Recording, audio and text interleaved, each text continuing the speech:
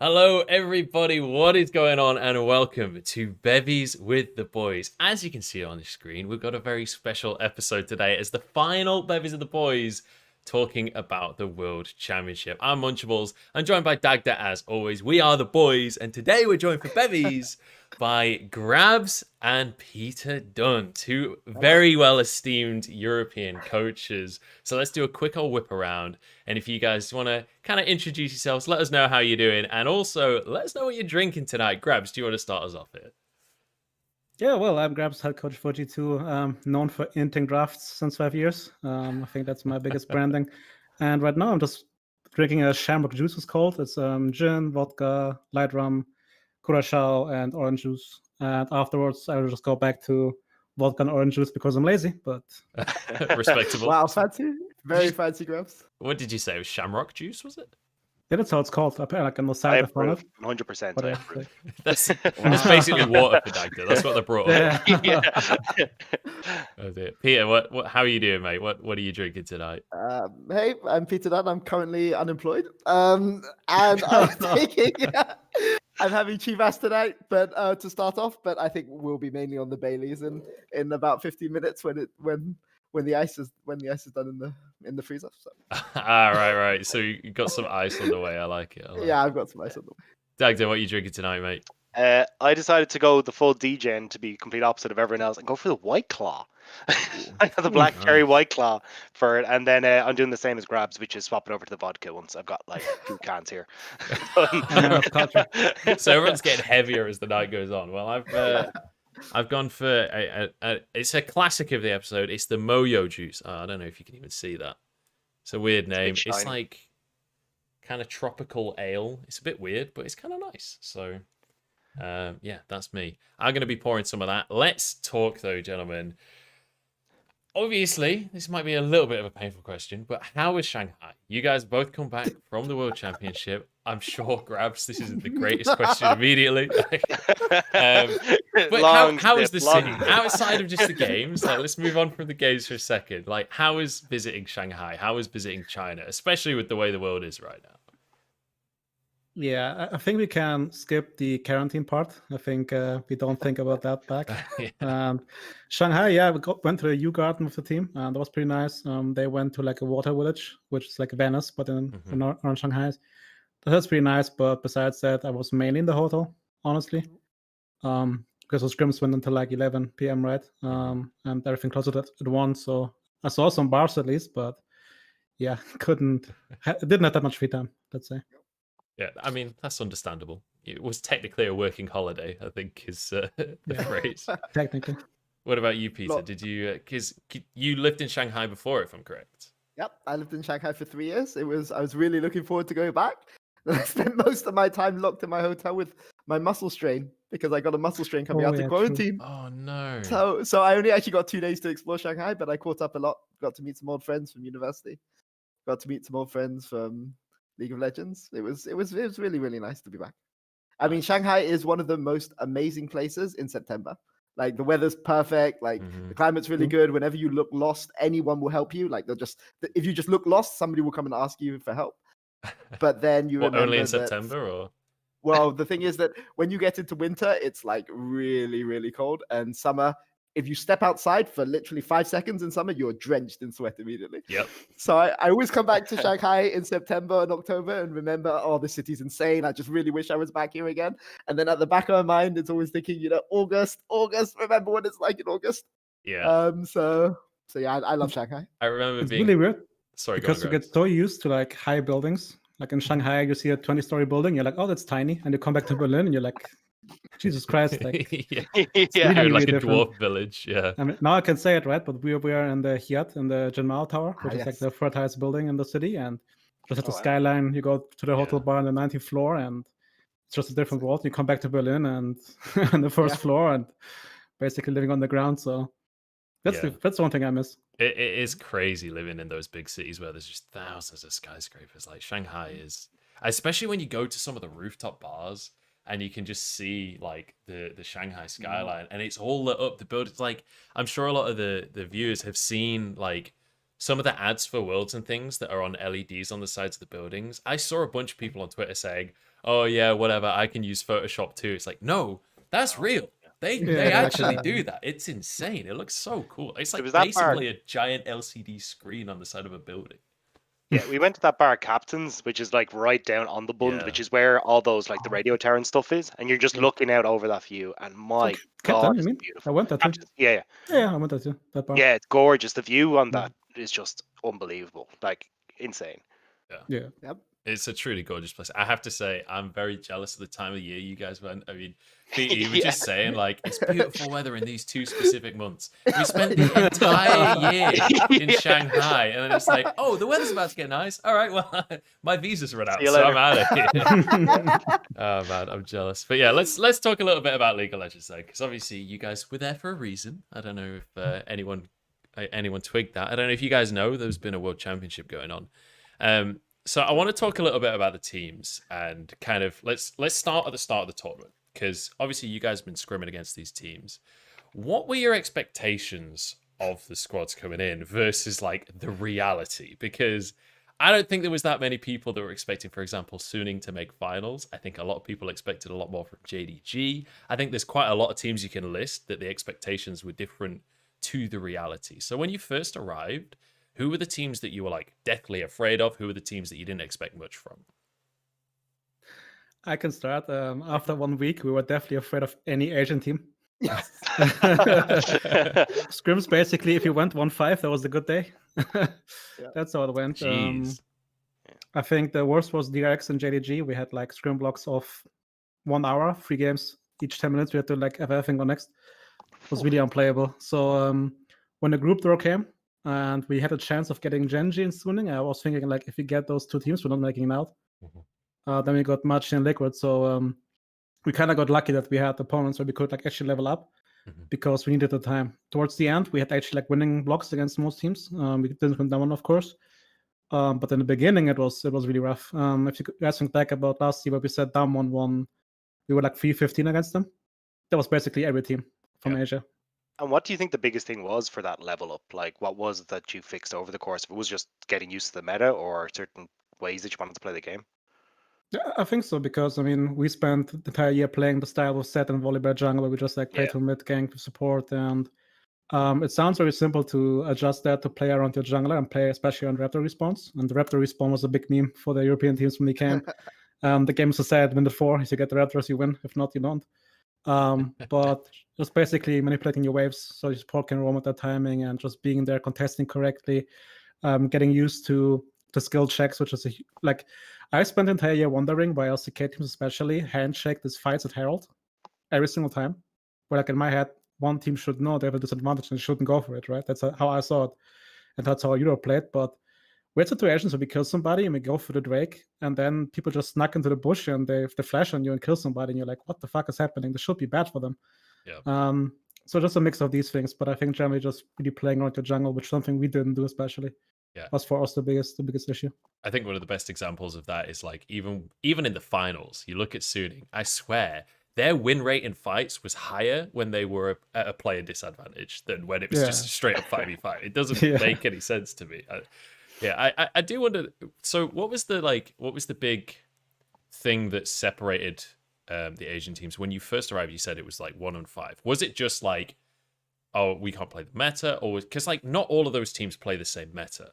So was there something extra there? Do you think there was a level of just like trying to get back into the swing of things, or was it just you think it was just a matter of changing styles of play? Peter, you want to go? Or? Yeah, well, I mean, to be honest, Mad Lads are normally a pretty good scrim team, so we actually didn't think we were going to do that badly at this World Championship, which sounds a bit weird to say it now, but definitely like JDG just never let you in. Like you made one mistake at like 3 minutes in the game, and the game is just over. Like Kanavi runs away. Kanavi just never let you back in. And I was really surprised actually that they didn't do better than they did. I thought JDG were really, really scary. Damwon, although Damwon were world champions, they always gave you a way back. Like in the early game, they would smash you in the early game because they're just like everything is flawless in the early game. But at like 15 minutes, maybe 20 minutes, they would like make a really, really big throw. And sometimes if you could capitalize hard enough on that throw, you could get back in. And you saw Suning do that in 2 of the games against Damwon in the finals, but Damwon managed to get all 4 Drakes, so it didn't matter. But I felt that Damwon would give you a way back in. JDG would never give you a way back in. Suning would. I mean, it's hard. It's hard. Suning to say are a about weird team. Suning are very, very weird team. Yeah. But we didn't actually think that the teams were that strong, except for JDG and Damwon. But So you guys felt like JDG was a stronger team than Top Esports coming into the tournament? Well, I mean, we didn't scrim top because we knew top would be in our group. So we didn't scrim top and we didn't scrim DRX. But we may or may not. I don't know if I'm supposed to talk about, but we may or may not have scrimmed all the rest of the teams. And definitely like Damwon and JDG looked really, really scary. So yeah. So I think it was a little bit to do with the meta. I think it was in Europe, basically, junglers don't punish you as hard. Like if you against JDG, to give an idea of what it's like, if you use a blast plant at the wrong time, you just lose the game. And when I say mistakes, I don't mean like you go in the river without priority. I mean you use a blast plant at the wrong time, and he knows where you are. He's tracked you for like the next 4 minutes in the game, and you just never get a shot. You can just never do anything. And Jesus. when you go from what we had in Europe, where even the best junglers in Europe generally punish you either through snowballing a lane or punish you through just being able to farm faster than you and outscaling, like that kind of thing was a real shock to certain players in the team. So, yeah, I also sorry. I have a quick follow-up question that might be like way too tenuous of a link here, so just tell me if this is kind of pretty far out. But there was the bug with Umbral Glaive where you shoot a blast cone and it doesn't respawn. Some of the LPL Graves love to build Umbral Glaives while other Graves don't, and you're saying that blast plants are actually way more significant than I would ever have expected. Do you think that there's a correlation there, that like maybe this is like they're just so like this isn't even 5 head, this is like 6 or 7 head, that they're like manipulating how blast cones can spawn and shenanigans like that? Yeah, I don't think that was. No, I don't think. I think it's more that they see like the cone, like the vision thing, the thing that spots your wards, and then they know where you are, right? And like that's kind of thing. So grabs. No, what is the point before? Yeah, one thing that was really different as well is that with Fnatic in Europe, right, as the jungle farm team. Yeah. But how that was the self-made focus at jungle, and then it's free time and ganks, right? But how Kanavi, Soften, and all of them play is basically as soon as they have jungle item, they beeline into your jungle. Like that's the first thing they do. If they know that before you, they live in that jungle at any point in time, and a team plays towards that. So adapting to that was really hard, especially because you just get so hard smashed, and like Jankos couldn't play the game because the enemy support was living in Disruptors, the jungle was living in Disruptors, like you didn't see a camp anymore, and you're like, what is going on here, right? That's what Peter mentions. Like if you do a small mistake, that snowballs into them having the jungle item one cap earlier, and then suddenly they contested really hard on the respawn. And there was a big difference. Also, one thing that comes always back at Worlds and always bites, I think, Europe in the ass is I think the difference in scrim culture. Where in China, talking to their coaches, it's way more accepted to just AG a game. And AG just means another game, like same draft, just go again, because they will flip level 1. Like they will do something that you consider int. And in Europe, you would then say, stop doing this, or we cancel scrims and we don't book you anymore. That's how European mentality goes. But in China, just they play the first 10 minutes, they play for the scenario, then go again. And maybe they do another flip or they just play normally, but it allows them that they have so much more insight in how level 1 works out and what the repercussions are. That, for example, we had, I think, against Suning, many scrims where we win level 1 and we feel like really good in the game. But SOFM still finds a way to be ahead because he has played through the scenario before in scrims, whereas we didn't, even though we were ahead, right? Mm-hmm. Because we were thinking then, okay, we're ahead, how do you play it out? But he was, I'm behind, and this is what I need to do. Mm. So that's like every single time we go to national tournament and we play Chinese or Korean teams, we're like always worried about level 1. And we were so happy that Genji are so massive inters when it comes to level 1. That we just knew this is really free. But as soon as the enemy team doesn't int, then it gets harder to win level 1. Yeah. I'm curious. It's actually. Sorry, I was just gonna say practice from solo queue as well, because every solo queue game I played over there was just coin flip level 1. All right, cool, you won the game. It's ridiculous. Yeah. Braum becomes the strongest support in the game just by default. I'm curious. So, like, you mentioned how quite often you'll see these teams just like coin flip level 1 in scrims. When you're booking scrims over in Asia versus in Europe, is it different how it's structured? Like, do you have a number of games in Europe versus an amount of time in China kind of thing? Just because of like, if you booked a block of 6 games and it's all decided in the first 20 minutes in every game, then that's a significantly shorter scrim block than maybe you would get in Europe or something. Yeah, so in Europe, we booked 5 games in a row, basically. And which I think is a little bit, like, it should be more, but I was happy because our goal was to lessen the burden on the players anyways. So giving them the free time in the evening was way better for us. But in China, or in Korea, they play 3 blocks usually, as I've been told. And they play 3 blocks of 3 games. So you play 3 games, you have 2-hour break and then 3 games more. And Okay. yeah, there were games. So it's more like booking a whole day rather than a session. I mean, you sometimes book a different team for the 3rd block, which I think is really good because the thing is, if you scrim, there will be a scrim meta where, like, if you want to try something out, then your team will just ban it out or play into it, which the team on stage wouldn't do. So changing opponents up during the day is also pretty good. But of course, people are lazy to like book more, right? Or it's like a hassle basically to see who plays who on the weekend. Can we actually manage that everybody finds a scrim partner? So during the season, that's not really worth the effort. But it was also like the idea of having 3 games against this team, 3 games against this team, and maybe 2 against a different team. Yeah, it's different in Worlds as well because I don't know how much it was for G2, but in Europe, Mad Lions would just win like almost a lot of scrims every single day, and we go to Worlds and it's not like that anymore. It's like we get teams FFing after like 4 games sometimes in Europe, and it just doesn't happen in China. So how did you manage that as a coach? Because obviously for the players, that's got to be rough, especially Mad Lions. Like, you got rookies on the team, and like you're all feeling good coming into the World Championship, and then suddenly, boom, brick wall of Asian scrims. Like, how do you manage that as a team? I mean, we were scrimming emerging region teams and losing to them sometimes as well. But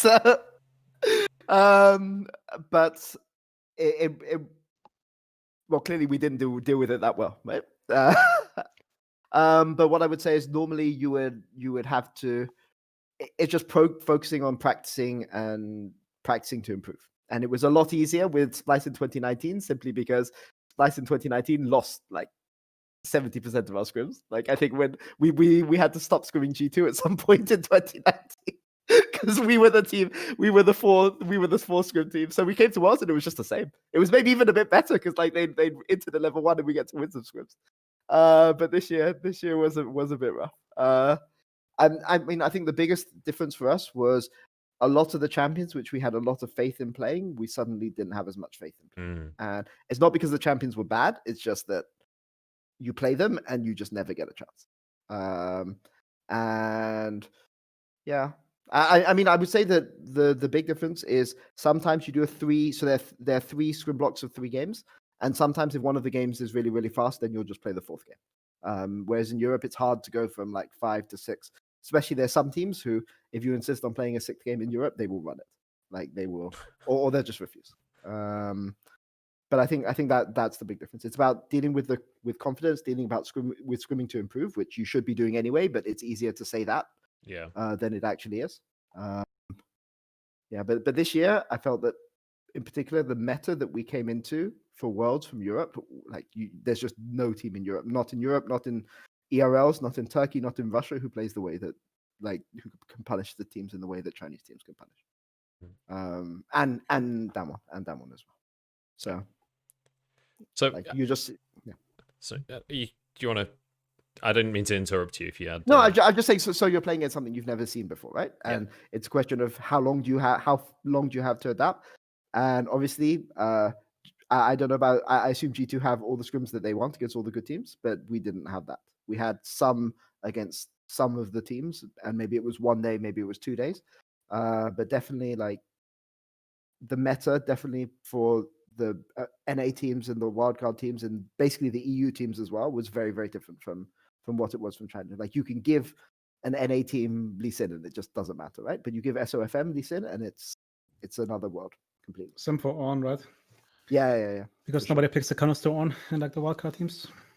What's the confidence? But against the good teams, if you pick on first pick, then you get punished for it really hard. Yeah. So you're going to be against a Kale or a Vlad or one of the thousands of carries that you could play into Ornn that will take. And then it was funny because then the evolution happened where you go like Kindred Ornn, because Kindred counters to Ornn. So it's like you move around the fact that Ornn itself is kind of countered, and then because you don't want to play like, let's say, Silas into Kindred, you don't want to play K into Kindred because she just one shots you. So it was the next step basically. So I actually want to bounce off of that with a follow-up question about draft specifically, because I feel like we saw a pretty dramatic evolution of draft from like the start of play-ins versus the end of finals. Like the priority picks were obviously very different, and granted, it's different teams, etc., etc. But as coaches coming into a tournament, how much of the pressure is on like exclusively you to figure out the meta ASAP, figure out how to draft against certain teams? Like how much of it is on just your shoulders? How much of it is like the whole team? How much is it player preference? Like where does that vary from team to team, or like where do you guys sit on that? Like when it comes to, for example, Grabs, you mentioned the meme earlier of like you're known for inting draft. Like how much of that is actually just on your shoulders alone, and how much of that is an entire team decision making process? Yeah, for me, I mean, I just have 5 really good players who have their own view on the game and how to draft, and they all want to be happy. So just basically managing expectations and getting everything on the same boat. And that's also why G2, we rarely like draft for comp. We draft for lanes mostly, for interactions between champions. That's why sometimes it backfires really hard, right? Because then suddenly you fall behind, and then your 5 champions might be good individually against theirs, but as a comp, you don't have a leg to stand on. I think though, like our experience helps us a lot because we got smashed so hard that we knew it doesn't matter what we draft right now. We just need to learn the game again. So therefore, you just like focus on that one, and then afterwards, you just literally look at the win rates and you say, okay, this makes sense as we can play. And then, of course, prepare for a specific opponent. For example, we would never, the way we drafted against Genji, just because we know that the guy doesn't play Sylas mid, right? Which is something that against Damwon we couldn't do. We know if you look at Sundar blind, he can go Sylas, he can go Echo. If you pick TF blind, he can go Sylas. Like, it's just a complete different world against a team who can actually play with champion, which also Chinese teams can. Like, for example, Angel kind of flew under the radar, I believe, this season when he came into Worlds. Like, nobody talked about him. And the game we played Akali, we were just like, yeah, he'll play a mage because he had like, 90% games of mage. And he picks Akali, which he picked once, I think, this season. And he plays better than spring, and he went like 0-2 and they lost the game. Yeah, and he played better than any LEC Akali. Maybe bar caps, right? And we're like, okay. Even in finals, That's not finals he brought his Akali out and looked amazing. Like, where did that? I have no idea where that came from. I got flamed for picking Akali into Syndra against Damwon, but we got it from scrims against Suning. Like that's how the drafts played out in scrims, and it looked good. It looked good every single time because at some point Syndra can't go side anymore. Of course, if the game collapses beforehand, it doesn't matter. But there's just a reason for it, right? I mean, I'm a massive advocate of rookies, right? Like, I don't want to say what I'm about to say to get people thinking in the wrong way, but like this is one of the big things that being a veteran lets you do, right? If you've gone to Worlds before, you've been through this situation where you've been smashed before, you're just like, okay, we have a wrong read, let's reset and let's relearn, right? Whereas I think sometimes with less experienced players or even experienced players who haven't gone to that many international tournaments, you get destroyed and you're like, oh, maybe we're just not playing that well. Maybe this team is particularly good on this. Maybe we just had a bad day, and you waste so much time. You waste like 2 days, 3 days, 4 days, just questioning whether it's you that's messing up or whether you just have a wrong read on everything, and that wastes a lot of time and it takes away a lot of time to adapt. And if like hearing what Grab says makes a lot of sense because when I've gone to Worlds with veteran teams, like that is something that you can adapt to. But I think that if you ask what was Mad Lion's main issue, it's that we didn't realize fast enough that we weren't playing the same game as we were playing in Europe. We just assumed it was just us playing badly or individual people making individual mistakes and that kind of thing. So yeah. So I think that's a lesson that they'll learn moving into next split, and it's something you just have to experience. Like it's impossible to describe what it's like. You go and say, oh, Canyon is really, really good. And people are just, oh yeah, sure, he's really, really good. Look, I studied him. I've gone to watch his VOD. I've gone to watch him play this game. I looked at his game of Legends. So yeah, exactly. I even know his picks. What's the worst and then you go and play him in a script, and you're like 30 CS down at 10 minutes or something, right? Like, I mean, it's just it's completely different, right? And the only way you can understand that is by playing against these guys, right? Yeah. And there's no other way, right? So I want to circle back to how I started this conversation, and then we'll move on to talking about some of the actual games rather than just what the speculations were at the start. So coming into the tournament, so it was JDG and Damwon were kind of the two teams that you guys were most terrified of. Were there any teams that kind of surprised you, maybe in scrims and didn't show up on stage, or vice versa? Were there any teams that were results versus scrims a total surprise outside of just JDG falling to Suning in the semis? Because I feel like the JDG Suning thing is a weird one to talk about, because Suning eventually then went to the finals. So I don't know how much that was JDG not performing and how much that was Suning overperforming. Were there any teams that your expectations versus the reality were totally skewed? I thought ITZ were going to be better than they were. Like, I went to talk to the Brazilian. So every single time Worlds comes, I'm always like, yeah, Brazil, you could do it. You know, this year I believe, but this year I actually believe. Like, I actually thought they were actually pretty good. But they didn't play like they did on stage. LGD kind of surprised me. LGD were better on stage than they were in scrims. What, in playing? That's all I'm going to say. That's all I'm going to say. I'm not going to say anything else. Like, interpret that how you want to interpret that. Right. But yeah, nobody else like really surprised me. Like, it was more a case of, you know, I thought JDG would do better, but they weren't able to do better. Mm-hmm. And I thought somebody would be able to punish that one. But like I said, in the finals, they just got soul every single game, like on the first 4 drakes. Yeah. So there was no chance. So. It still hurts right here. Still hurts right here. I mean, for us, it's only DRX because I think in scrims, what Peter said, Damon was playable in scrims. Like, we actually, I think, we knew Genji is the weakest Korean team, but Damon looked weaker than Top and JAG in scrims against us. But I think we only played them one block. But against DRX, we won 0-12. I think we didn't win a single game against DRX over Worlds. So I thought they were really good. Could also be because it was really funny, because one thing that also adds to it is, of course, how matchups plays out, especially on bot lane, because, for example, in Europe, nobody played Caitlyn, right? Which is the thing that DRX plays.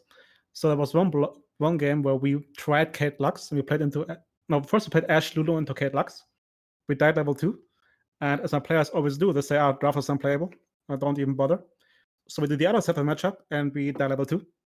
And I was asked them, was matchup playable again, or what's going on here? And they're like, yeah, they're just too good. I don't know. Like, carrier flashes between minions is Lux and QC for the wave and shit. And you're like, I guess this is how the game is played out. And that's also something that, of course, as Peter said, right? If you always lose, you don't know what's good. And especially if you lose both sides of the matchup, then it's really, really doomed. Yeah, that sounds, I like, because that's the kind of situation where it's like, you kind of finish the day, you sit down, maybe a glass of whiskey, you're like, where the fuck do we go from here? Honestly, what is the next step? The biggest save of Europe was Among Us. Every single day after scrims, every European team had like an Among Us group, and we all tried to untilt together. We just all just played together. I don't know. Yeah. Okay. You have players from Fnatic, Rogue, Mad coming in. We're like, how's the day? Yep, let's just play Among Us. All 4 teams every single day. And you could tell when it wasn't a bad day because one of the teams would be missing. Like, you could tell they had a good day because they were then going and playing solo queue. But yeah. So all right, slight tangent then, but who are the good Among Us players? Because there are some players that can get competent at Among Us, and there are some people that are just fucking born to play that game. Like, who are the MVPs? Wonder? Wonder's a psychopath, yeah. It's Wonder, it's really hard. He can tell your story, you believe every single word, and he shanks you. And let you go. And yeah, Wonder is really insane. The award for the best third imposter goes to Inspired. Every single time he got it wrong. Every single time he was really, really sure he doesn't have it wrong. It was fun times. We also had some games with TSM, for example. They also played. Nice. And they weren't that good, but they played the first time, I think. So yeah, it was really easy for me to Wonder to like make them dance like little puppets. Yeah. Oh god! But when you've played a few games, playing with people that have never played before is you feel devious. You feel evil. Yeah, you do. Oh dear. Right. Okay. So let's talk about the actual finals then. Let's talk about the teams that did make it the whole way. Suning versus Damwon. Because even though it was a 3-1 in the end, it was a pretty damn good final. Like, we had some good games there. First ever finals pentakill for Bin. Like, Bin in of himself, if you could have a loser get the MVP, I feel like Bin probably would have got it. Aside from the last game, baby. But what were game your three. guys? Sorry, what? And game 3. And game I three, think that was very, very questionable to go Jax blind and then not ban Kedden. And then he had to have his team split map with his jungler, and then he still died every single time he could. So Yeah. I just thought from draft as Giga lost, and at least they know how to play it because they had to split map and they had to make sure Kennen can't push. But then I still see him like Q in and then get chunked to 50% HP, and he can't control the wave anymore. So I think game 3 was really like it was a grabs draft. I think my players would have said it's unplayable. So hard one. Yeah, I feel like my analysis of this series is like totally emotional. I feel like I'm just not really qualified to analyze it properly. But what were your guys' reads on this series? Like, do you feel like it was a close series? Did you feel like Suning had a chance? Like coming out of game 2, Suning have just evened it up. We're now into a best of 3. Were you guys in the camp of, okay, well, it was a good run, Suning, but damn, I've got this from here? Or did you guys feel like Suning had more in the tank? Because the drafting was, I don't know what. Game 1 and 3, like they came back, right? It was the Damwon thing where Damwon smashed you in the early game, but they were able to get the soul. I would have loved to see the series with like 1 minute extra on the Drake respawn timers. Yeah. I mean, to be fair, no, game 3 was Damwon being 5k ahead, and the second start Nash at 20 minutes. And you're like, shit, happens. So I think the game was really unplayable for Suning. I mean, game 1 was decided on Bin stepping too far up out of the bush when they were flanking on the 4th Drake, because Suning had a 2k gold lead, and then on the soul, yeah, and like that was just like a really, really minor thing, but it's something Bin at the start of this year was just dreadful team fighter, and as he got better, Suning got better, but there was just like a slight moment, and then Damwon punished it, and then the game was over. Yeah. Game three, they should have closed early, but I mean that's Damwon. Like Damwon give you a chance. It's not like they clean you out. They clean you out, close you out cleanly. So yeah, and then game 4 was over. Like I mean, I think Damwon were the favorites coming in. I thought it would be closer than it was. But I think there were very, very small margins which decided game 1. And game 3, like if Suning had been able to close from that situation, it's just that they were against Seoul, so like it was really, really hard to fight back. But I mean, they drafted like a Kali Jax comp, which can never team fight. That's what every team has. It's always hard to say because I believe when I watched Damwon, the mid game, I mean, the World Champions, right, but it's nothing special. Like they don't do anything where you're like, that's great. They played like a Korean team basically, but you know what to do. The only difference is that I think we so often get into situations where we retake as 5. And against any other team, there's a fighting chance. Against Damwon, though, like when they're 5 and the objective is so hard, and that's something to like, well, at least for us. And I mean, sorry, but just add to what Grabs is saying there quickly. Like, just because they're not anything special in the mid game, like to be clear, their early game is special, and their team fighting is like insane. So it's just like the mid game where they give you a chance. It's so annoying. Like if they just close you out to 20 minutes every single game, you would be like, it doesn't matter. They were just too good. And that's why, like, I'm so regretful about our series because especially game 3, we lost that one. It's not like Damwon played insane. We have, like, for example, that game we have the biggest priority bot lane with Jhin Pantheon. We kill the Leona, and then for some reason we our brains go somewhere else and we dive. Ash gets a double kill, and they get first Drake. I felt like that was a lot of. Sorry, go on.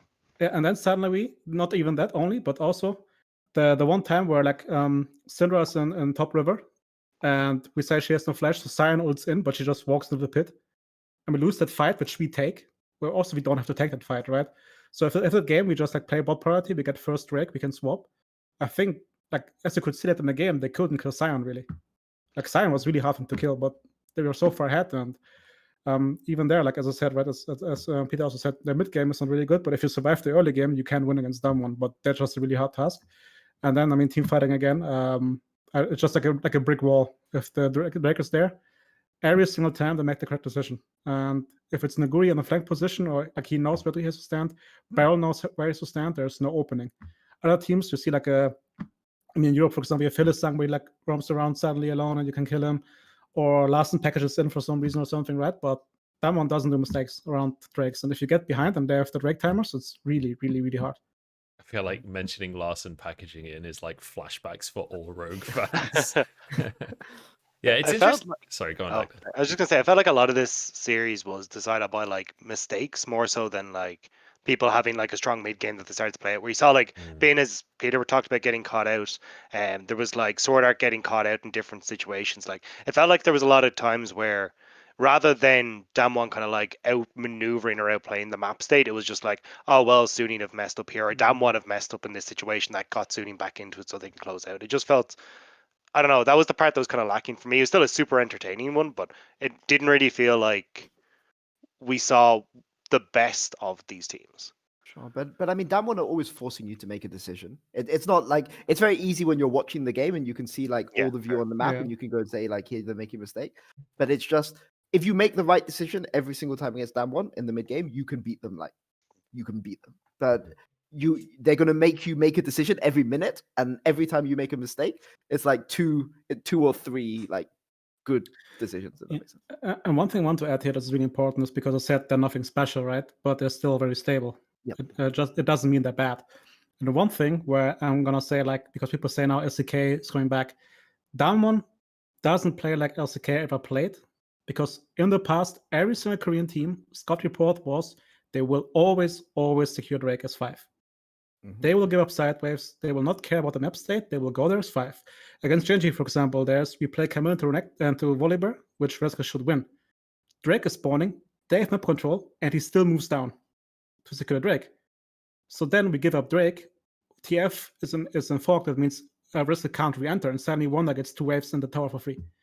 And that's stuff that Korean teams always do. SKT did the same last year. That's why we could win against them, even though we lost 4 Drakes, because we get these advantages somewhere else, right? But Damwon doesn't do that. Yep.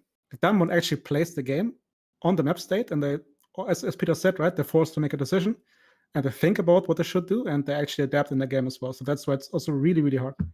Yeah, the big difference I think as well between Damwon and Top is, for instance, who are one of the other top teams coming in, is that Top will give you Drakes early for Herald, right? They'll try to snowball their top laner early, whereas Damwon will just stack those Drakes really, really quickly, so you're already on that timer early on, which is why I think, you know, Top JDG, maybe they don't put the timer on you as early, so you can sacrifice things. I mean, you saw Fnatic do it against Top, right? They would get secure first Drake in exchange for giving Herald and like go down, and then Top would overgroup on mid in the same way that Damwon do, and then goes 5 into Drake, and then Fnatic got things on the other side of the map, right?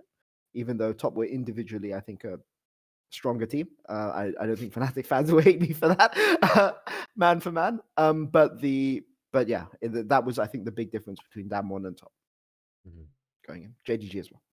So I actually want to dig into that mid game you mentioned before, because one of the big narratives that was kind of driven across the course of the World Championship was Damwon is this team that if you let them get a lead, they will just never ever let you get back into the game. But the way that you guys are talking about them, it doesn't actually sound necessarily like that felt like the case from your perspective. Like, were there mistakes that they were making in the mid game that you felt like were actual opportunities, or it was just that they weren't really pushing the accelerator pedal at full pace, kind of thing? Yeah, I think that's what I would say. Like, if they're ahead, they make sure to stay ahead and get the Drakes, and that's a win condition. And for me, I mean, that's why I said they're nothing special, right? Other teams, they actually try to accelerate the mid game. Like we do as well, right? That's how we play the game, and it's not necessarily wrong. So if they get a 2K gold lead in the first 15 minutes, they will ride that lead into the soul point, and there's not much you can do.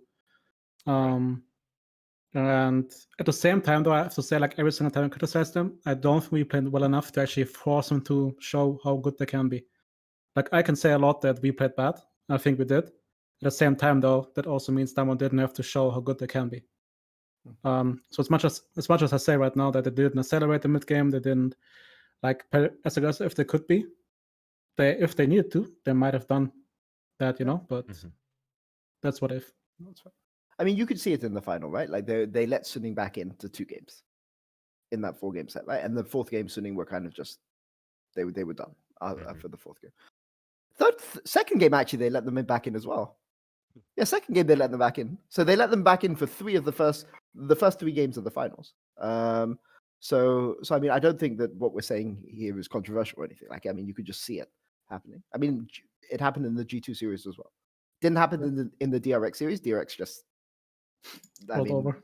Yeah, they just rolled over.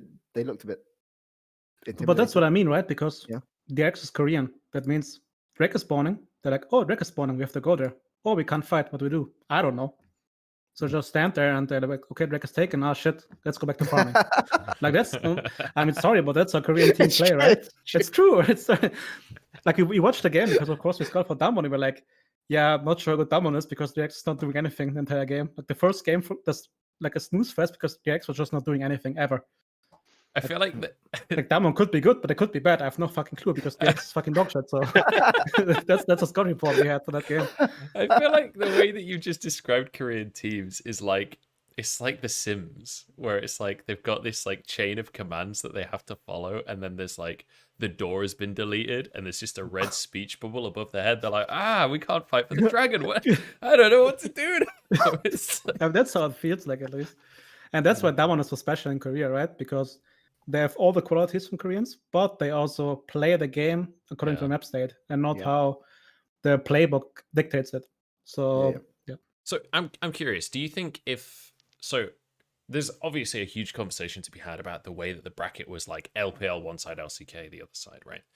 But do you think if, let's say, Damwon and DRX were swapped around, do you think DRX would have looked like a much better team playing against G2 versus... Because obviously we already know Damwon is better than DRX. Like we knew that from LCK finals. And it felt like DRX knew that coming into the series, to me at least. Do you feel like DRX would have showed more against a different opponent? Do you feel like that was just Damwon being too good? Or do you think that DRX were one of the worst teams and one of the lower tier teams in that bracket? No, I think they are way better than they showed. Like I knew for sure. I was really happy when we got Genji. Like Genji by far was the weakest team we could have gotten. Mm-hmm. And I'm not sure if DRX, like for example, we could have gotten them in the quarterfinals, right? So I'm pretty sure at that moment in time we would have lost probably. If we get them semifinals, we would have won probably. That's just how we as a team operate, right? So we're really happy having actually the time to like level up. Mm-hmm. As Peter said, my impression of JAG, I think they would have lost against JAG as well. But JAG just seemed a better team. And against Suning, I also have the impression that Suning improved a bit, especially on Bin, like how you played the games out. So it's hard to say, but they're for sure not a team that just like gets tossed aside by the team 3-0. Just a dumb thing and dumb. Like again, the tools that Koreans have works well against Europeans and Chinese teams to an extent. Just not against Damwon, because Damwon has every strength they have, just better. Mm-hmm. So they just can't win because they don't know how. They don't risk anything, right? So then you just get suffocated out. Mm-hmm. But Chinese and Europeans are way more keen to make a mistake, and then they probably can rather the game. I mean, I feel the big thing that I feel cheated for in this tournament is when PSG beats JGG. I feel really, really cheated. Like I would have loved to see a tiebreaker between JDG and Damwon in groups. Yeah. See what would have happened there. Yeah. But it didn't happen. I mean, like for all of this. Yeah, I don't. But I mean, they won the first one with like a level 1 on Kanavi. I remember that game. Oh man.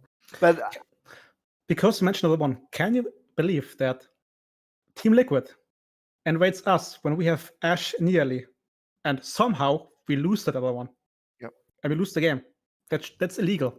Yeah. That's reportable. Yeah. And we lose against them because of it. I can't believe it still. Yeah. Like the decision to invade that. I mean, I talked about Chinese coin flips, right? Yeah. I don't even think China would coin flip that. They would not invade nearly a dash. They would say, that's why it works. That's why it works. Because But no, to be clear, like I think Damwon are worthy winners, right? Like I mean, I think that like they were the best team at this tournament, right? Let's not. Yeah, I think. But I mean, I'm just like it's natural when a team wins that you try to point out the flaws in them, and when a team loses, you try to point out the things that they didn't get to show or they could have been better, right? Like to be clear, Damwon deserved to win once, right? They were the best team at the top. I think they have flaws, but they are the best team. Right? Damwon being the best team is almost unarguable, I would say. Like, yeah, it's not even necessarily a flaw, right? They could do that better, but they're still really good at what they're doing. It's like, sorry, they're not perfect, I guess. They're 9 to 5 out of 10. That's their flaw, I guess. But no, they're really good. Yeah. Okay, so let's talk about some of the drafts of this series a little bit, because there were some interesting ones. That you can't take away from Suning that they definitely have a different way of looking at the game to everyone else. Like, Double Omnistone came out at one point. God. We saw the tank, like, support-ish Rengar jungle to counter Evelyn. Like, if nothing else, Suning are definitely creative. You got to give them that. It did feel a little bit like Suning were trying to figure out ways to play the game differently, while Damwon were basically just like, yeah, we're just gonna do the same thing that's worked the entire tournament. What are you gonna do about it? Well, Yeah, like do we go like draft by draft or how we did? Yeah, I mean, well, I was.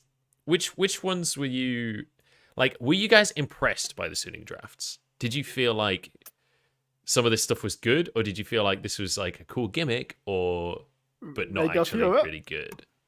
How did you feel about Rengar Fiora grabs? Oh, honestly, like I think if I do this on scrims before the clock goes 0, the team says, "Oh, this is unplayable, just fucking run it." Like, why do we have Rengar Fiora? How does it make sense? Like, it doesn't, but they make it work. So I don't know. Do you think Yeah, You're just that's not Yankees playing would Fiora have? as a team fighter. That's why. But I Fiora- can respect it, right? Yeah, I mean, I respect it. It doesn't mean that I want my team to ever do it. So That's such a SFM thing to do, though. Yeah. Like, I just fucking pick Rengar and I press S on their face and see what they do. Like, And that's it's just funny so him. because the previous game they had trouble face checking bushes, right? Every single time they got caught face checking the bush. So you go tag Rengar, like they can't possibly kill you if you face check the bush. I mean, it does make sense, right? It actually makes sense, though. Oh no, am I giving you bad ideas, Grabs? No, this is gonna be the first game of LEC next split. It's like, well, we couldn't face check brushes in the scrims, so. Oh god, yeah, there was definitely some interesting stuff going on through. I have to say, like, it was kind of surprising to me that we saw throughout this tournament. We started the tournament where Ornn was like the pick, like way back in play-ins. Ornn was like 100% win rate. It was like god tier pick. And we got to like halfway through the tournament, like the latter half of groups and the early parts of playoffs, it felt like Ornn had kind of fallen out of favor. And then Nuguri, after having a great tournament, playing carries near exclusively for most of the tournament, gets to the finals. He's like, I'm an on one trick again. I'm happy to just sit here on the tank. Do you guys feel like that was a meta shift, or do you feel like that was just like them reading how to play against Suning? I think it's an anti-Suning thing. Suning, if you go and ask what is Suning's biggest weakness, it's their team fighting, right? Like they're really good 1-3-1 team. They know how to play. They know how to play on the map. They're really inventive with how they open. Like they often contest Drakes through side lane instead of through mid lane. What like most teams do. Like most teams will just go mid as 5 if they want to go contest Drake. Whereas Suning will split resources between bot lane and mid lane. And basically they just pick Ornn and they just pick as much engage as they possibly can and stop them being able to play through in the side lanes. It's worth saying though that like I have this Jax priority. Like I cannot believe that Suning picked Jax. Like I still can't believe they won the game where they picked Jax into Renekton against top. I just can't believe that game actually happened. But yeah. I would low-key disagree though. I think like Ornn pick is just really meta in that spot because like us they do ban Camelon Blue because it's really hard to get Camelon Blue, so you want to ban it out. Suning bans nearly, so there's no need to Renekton. So Ornn is just the next best pick. It's also really good in this meta for bot lane to pick 4-5 together. So he's just the best blind pick top anyway. So even if it's not Suning, I think that's just how they would draft it. I mean, you could be right, but and maybe against us they would have contested Camel differently. Maybe they would have banned Renekton and we have to ban Camel. But then I think they would still like go to Ornn, probably. Especially if Jhin is gone. Like if Jhin is picked away and they can get it, like they couldn't. Because game 1 was banned, game 2 Suning got it. So I think it just makes sense to pick Ornn. Just bouncing off of Peter's point, saying that Suning's weakness is their team fight. That's why I was kind of surprised to see the game 1 draft from them that was so heavily focused on this like front to back kind of style team fight, or at least while flanking with the Wukong. And you can see that they weren't able to execute it properly at all. They were trying to flank from way too many sides. Someone just collapsed on one and they were able to kill them. But it was just really strange to me to see them going with this pick for the first draft when it just seemed to highlight what were their issues coming from spring into summer. Yeah. No, I mean, just to go to Grab's point about the 4-5, I think that's actually a fair point. I hadn't actually considered. Maybe I didn't see enough of the meta from what we saw in scrims, but I felt that you wanted to 2-3 or 4-5 your bot lane a lot of the time. But I guess the meta devolved into you didn't want to pick 2-3 because you had to pick jungle first 3, and then often one of the solo lane champion pools were pinched in exactly, band. So you had to go those 3 picks because you want to pick. But the meta that I saw was more 2-3. But I guess if one of those pools is being pinched, then you have to go 4-5, which makes sense. Yeah, pretty much. But, yeah, makes sense. Fair enough. I feel like that was a very intelligent debate that led to like a learning experience. I feel like in this show we've had a lot of different opinions, and they don't usually end in like, you might be right on this one because Grab saw much more of the meta than I did. I think when he explains it like that, I think he's right. I mean, actually, the best learning always happens over a beer, right? That's true. I can attest to that. The problem is I can never remember. Let me tell you, we drank a lot of alcohol, so we don't like... That's why you got so so long by the time he left. So I got. By the way, sorry. Can I no, just go. I got baited so hard by Riot because I've been told in quarantine there will be alcohol. So I was like, okay, that's fine. And then we went in there was no alcohol. They lose every single day 0-6, and I was like, okay, what do I do with my life? Oh, God. There was no learning to be done. There was no alcohol. Was there no like room service? Was there no way to get it in? Basically, the hotel got functioned into like a medical center. That means all the hotel stuff was not there anymore. So the quarantine hotel was just like a hotel, but it basically was a hospital. So we got like pre-made meals every single day, which got delivered, and they were cold most of the time, so it was not pleasant. God. So if I'm not lying if I say that most players and coaches lost like 2 or 3 kilograms just by eating less than it normally would. I've heard reports for a lot of that. It's like the quarantine hotels. It's like either pack a bunch of food or you're going to struggle. Yeah. Like I lost 4 kilograms, for example. Jesus. And the last 5 days I lived off like protein bars, basically. I thought that was because you were using the exercise bike and the weight. I did as well, right? I did. Yeah. But at the same time, like I refused at some point to eat it. The fish was bad. What the food was The that fish bad? Yeah, The the fish was fish bad. was really bad. I think it wasn't that bad for me because they had instant noodles as well, no? Yeah, but I mean that's not food you want to eat, right? But okay, fair enough. And I'm not complaining, right? Because in the end, it's like that the people did their best, right? It's not like there were chefs preparing food, and but if you open a package of fish and you smell it, you're like, nope, I'm not gonna eat that one. It's like you can't eat anything because everything is just reeking of this fish. It's like, nah. I think there's a couple of things where it's like fish and raw chicken. The split second that package is open, you know if it's not good. Like you fucking know. You don't want to eat that because you're gonna remember eating that for the next 2 days. Yeah, you've lost 8 kilos by the end of it. Okay. I will say, I think that in my experience of China, they have a lot more respect and I guess adoration for instant noodles than we do.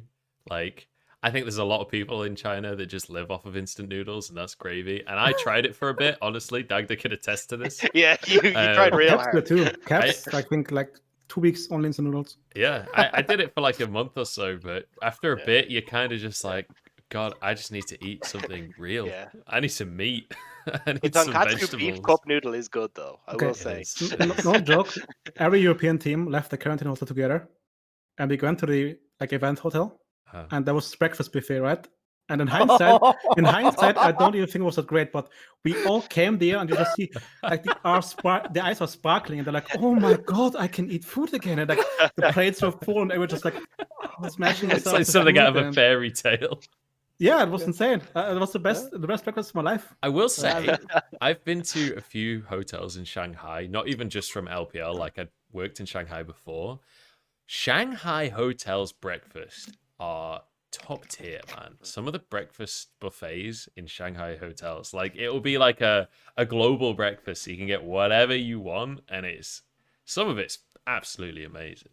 I don't know why I've like held myself from swearing there. I'm so used to being on broadcast at this point. But like, my God, man, like being able to have dumplings and bacon and eggs in the same meal, like that's what I live for. That's like my dream come true. I can't make dumplings. I can make bacon and eggs.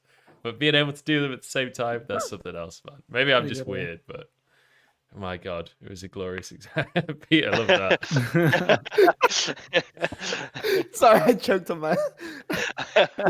Yeah, for But sure. yeah, I anyway. must say, like the whole quarantine process was a bonding experience for all European teams. Yeah. Like the quarantine itself, and then also the corona test at the airport. Oh, I've yeah, never we got- seen. oh yes. I've never seen 50 people done with life at the same point. Oh, Like, it's so awful. Did traumatized. you have the nose one? Yeah. Yeah, it's Oh, rotten. but It's so disgusting. you came. So in the flight, everyone was wearing hazmat suits. All the Yeah. the stuff. Okay. The food was really basic. It was like a sandwich and like a bottle of water and a banana. It Like, was packed twice. before, like it was on your Yeah, seat when you yeah, entered the plane. Yeah.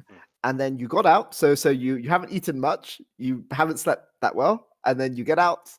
And then before you can go through passport, they make you go through two different like checks on whether you've done the test. And then you go to a shack in the middle of a runway.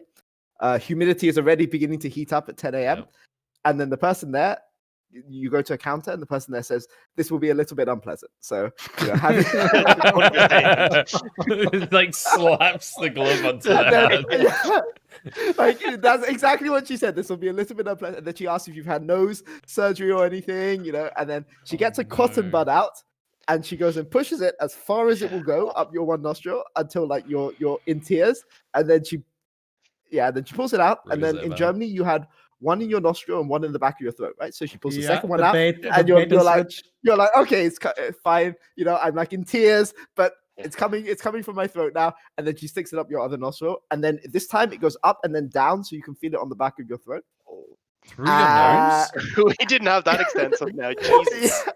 Oh, I don't even know how she managed to do it, but like I mean, she wasn't kidding. It was a little bit unpleasant. The worst part is, I mean, I checked. It's apparently like this length, a bit longer. I think what the buttons swap, right? Like it goes up the nose, and the worst part is like they don't only put it in; they twist it as well. Yeah. The like thin one.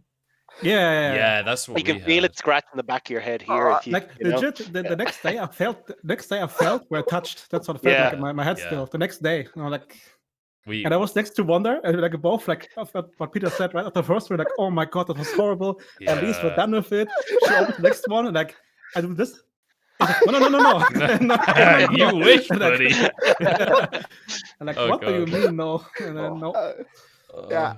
We actually, had just it brings back like shivers. I'm feeling it now. Oh god, I'm so uncomfortable just talking. We had to do the same thing for our flights back. I mean, Dagda, do you want to tell them about the adventure you had trying to get on the flight? You were worse, because what happened was, so we decided that we're going to get the flights home. You had to go get a COVID test before you got on the flights.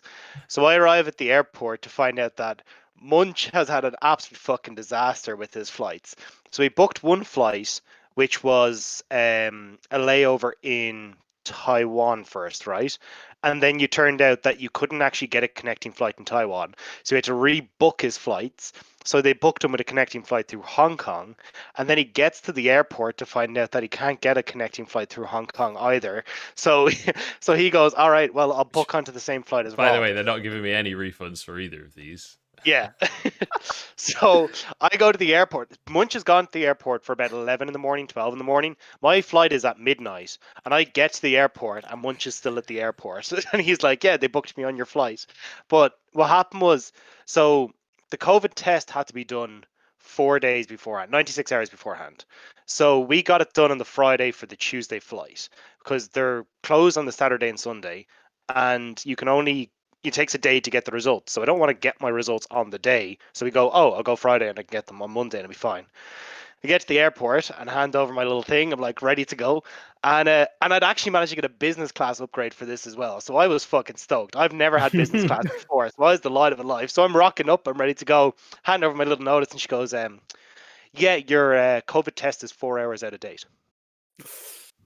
But the thing is, Munch is on this flight.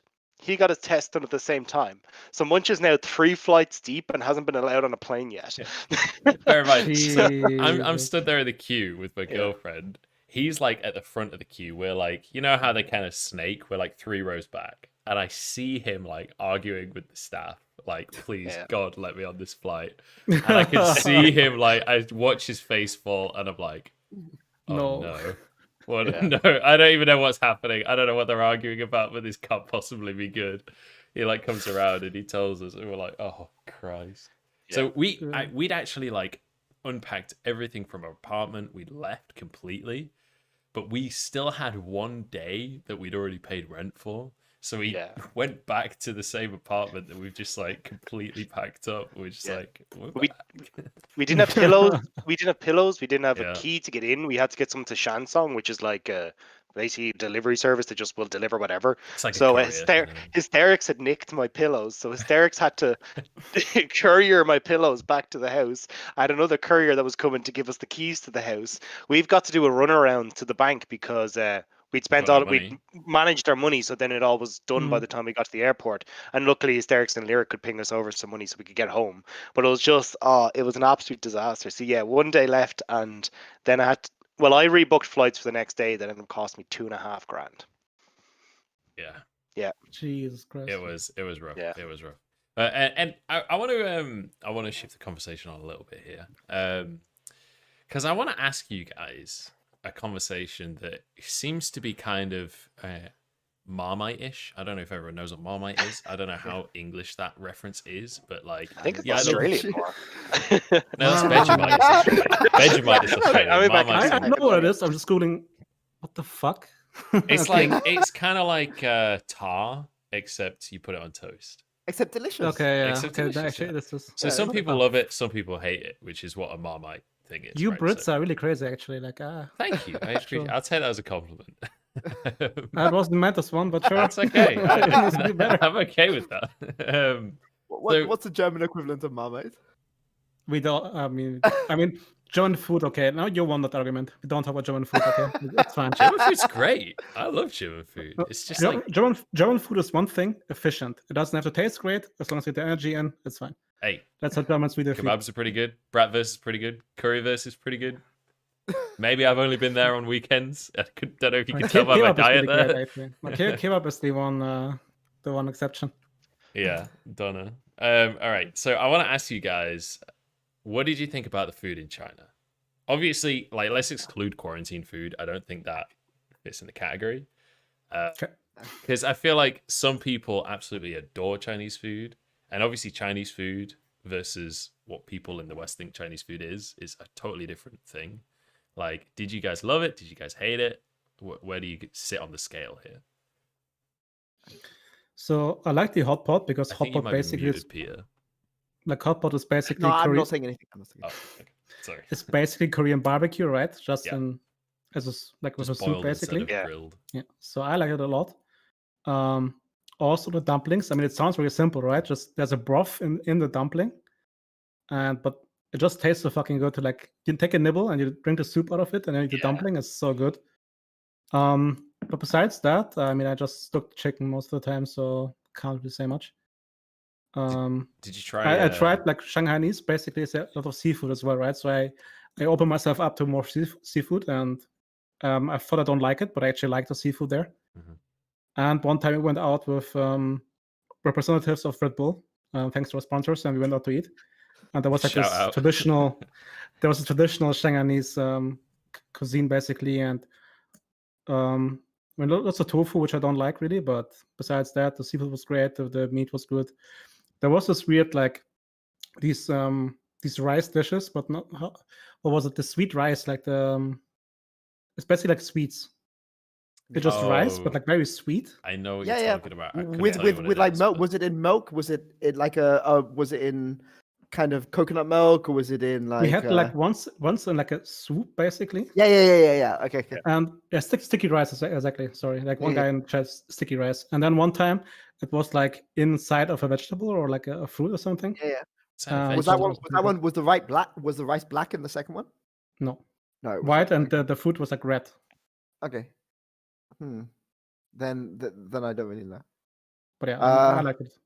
Yeah, so the thing Grabs is talking about, the dumplings are like, they're called xiaolong bao. They are like the Shanghainese speciality. If you go to Shanghai, eat them. They are the best. Yeah. What it is they make like the broth, but it's solid. They solidify it, and then they make the dumpling around the broth, and then they steam it so that it melts inside the dumpling. And it melts inside your mouth, and it's the best. But Shanghai, like, Can I just say one thing? Sorry. yep. We have Wanda, right? And Wanda is like, always he one shots every food he gets. So I told him to get one shot. He's like, put the dumpling. It's like the dumpling is like this big, right? He just opens his mouth. And he's like, oh, big mistake. Just really like, It's like boiling soup inside Yes, his tube. Yeah. boiling soup. They're really horrible if they go cold though. But like if you Yeah. eat them when they're hot, they're really nice. Basically, the only thing in Shanghai that's bad is Western food. Like so for me, 10 out of 10 for everything in Shanghai. Even the like Shanghai versions of like Guangzhou food, Guangdong food, sorry, or the Shanghai versions of like Beijing food, because it's not the same. You eat like Beijing food in Beijing and Beijing food in Shanghai, like it's modified to local taste. Mhm. But in Shanghai, you can get like almost the best food, like anywhere you can imagine, unless you want like French food. And you have to go to like the French concession. It's where like Yeah. most of the foreigners live to get like proper like Greek food, proper like. I'm not the person to judge Mexican food, but you know, like Mexican food or Spanish food or like or this kind of thing. German food, actually, even German food in the French concession is not that good. British. Okay, I'm not even going to talk about British food, but like but the Asian food, like the Korean food you get in Korean food, Japanese food, like in Shanghai, are insane. The final thing that because I mean, like I knew I was leaving Mad Lions, so the final dinner I took my players to, I wanted to take them to this all-you-can-eat teppanyaki place, which is famous in Shanghai, but we didn't. That one wasn't open, but I took them to a different teppanyaki place, and we just had Wagyu beef for like Yeah. non-stop for 2 hours, and it was good, and it was not expensive compared to what you would Yeah. pay in. It's in insane the how West. cheap stuff is, Cheap even at is an stuff, expensive yeah. place. And like we're talking like the best food you can possibly imagine for like less than 50 euros a person. And I mean, I'm not talking about just like a fancy restaurant, like the best you can get. And yeah, if you're ever in Shanghai, spend half of it eating, spend the other half playing League of Legends. Have you met Clement So- Chu? I have met Clement Chu. I feel like you guys are like probably best friends. Yeah. I feel We like have your a lot of opinions similar on interests. food in China are Yeah, exactly yeah. the same as Clement Chu's. So I made a list before I left. So like I had like a list of all these different places that I went to and wrote down the addresses for all of them for like different things. And I had to say like do you remember 1010 Joe that we went to for the Hunenstall lamb ribs? Oh, it's They so were good. that was oh my God. unbelievable. So there's these massive ribs that come over to the table, but they're like sprinkled in like caramelized crispy onions and stuff like that, and it's all like just plastered all over. It was absolutely gorgeous. And then we had some unreal duck as well in this place called Miss Shoe. But yeah, the food is unreal. The bars are great as well because they're super nice, but the price is just compared to Europe is just insane. Like you can go out easily. Like we were saying, there was a bar around the corner for myself and Joe that was doing all you could drink for €10, which was just nuts. I Even don't the think they were expensive bars were like comparatively to European Comparatively, expensive yeah. bars. Captain is like a European bar, right? Yeah. Like €9 a drink. Yeah. Basically. The cocktail, like, yeah. Yeah. But we found a place which absolutely saved us after regional finals. We found a place that delivered an English fry. The day Oh, after yeah, it was pretty good. It was wasn't- actually really good. It was wasn't amazing. like it wasn't like With black top pudding? tier. English Black pudding, fry. with black pudding. With Yeah. black pudding, With holy black moly. pudding. Did you not? It was amazing. There was actually like And beans, baked beans and tomato sauce as well. I think the big problem it was legit. as like a Westerner over there is that it's incredibly difficult to find stuff unless you've got someone that already knows where it is. Like, because obviously you don't speak the language, and like the apps are useful to an extent, but like, you know, the good stuff in any place is not usually on the like the you know, TripAdvisor or whatever. You usually have to find it, right? So you have to be there quite a while before you find the good stuff. So we finally figured out all of the good stuff, like kind of in the last sort of month before we left. Though I will say there was one place that did these amazing tacos that we used to order. It was like spicy tacos. It wasn't even like a Mexican place. I don't even know if they were. Oh, then technically they can't be Mexican good, dude. food. Then. But like, but I'm telling you, it was like Tacos del Diablo or something like that. Like, as you can tell, I'm very like Spanish. Devil tacos. Wow, what They were like a little bit spicy. They were magnificent. But yeah, like just by you saying it's Mexican, I already hate the place. Like the name. The really, Mexican, you're not a spicy guy. No, I'm just saying, like, you say they're good, but it's not Mexican place, and the name is so generic. I'm like, that can't be good. Like, I refuse to believe it. It was definitely not a Mexican place, but they were good. Yeah. I will say they were good. To be fair, the lads who were helping us out with like kind of behind the scenes owned a place called Tacklicious, which was very good as That well. was pretty It was good. just it was a little bit more expensive because it was like It a was Western very place, which Western. was the biggest problem. But that was still really good.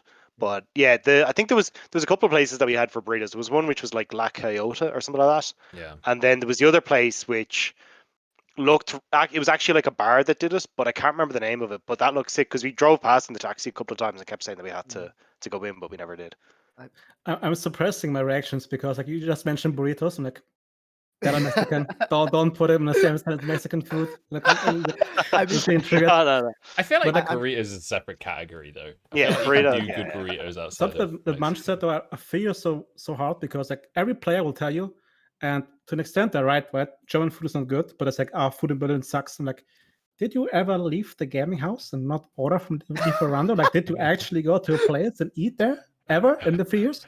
Like, no, but the food is shit. I'm like, well, if you get delivered every single time, then unlucky, right? But as I said, if you like actually just go out of city and go to a random place, there's a high chance you find something decent.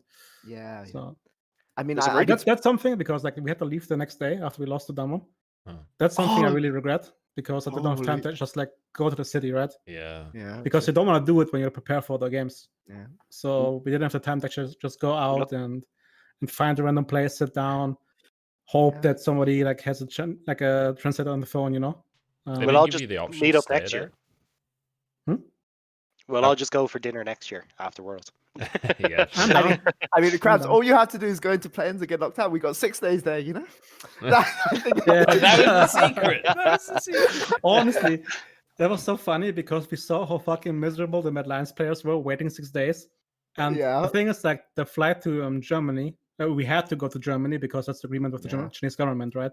The players could not go somewhere else, is on Sunday midnight. That's where the flight goes.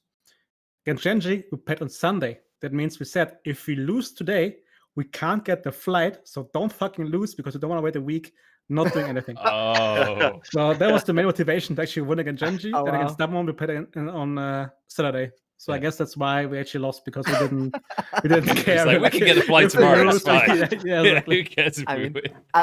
as a final thing for so we talked about Xiaolong Bao, but the one thing that you have to get when you're in Shanghai, Xiaolong Bao is number one.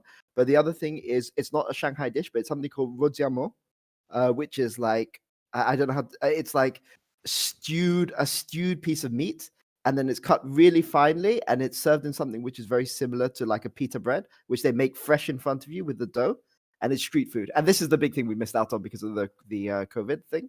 Lots of street food people were just moved on, but the street food in Shanghai is. I think they shut down a lot of the street food, was what we were Yeah. told when we got there, which is Yeah, yeah. unfortunate because I heard it was absolutely incredible. Yeah, but I mean, like everything.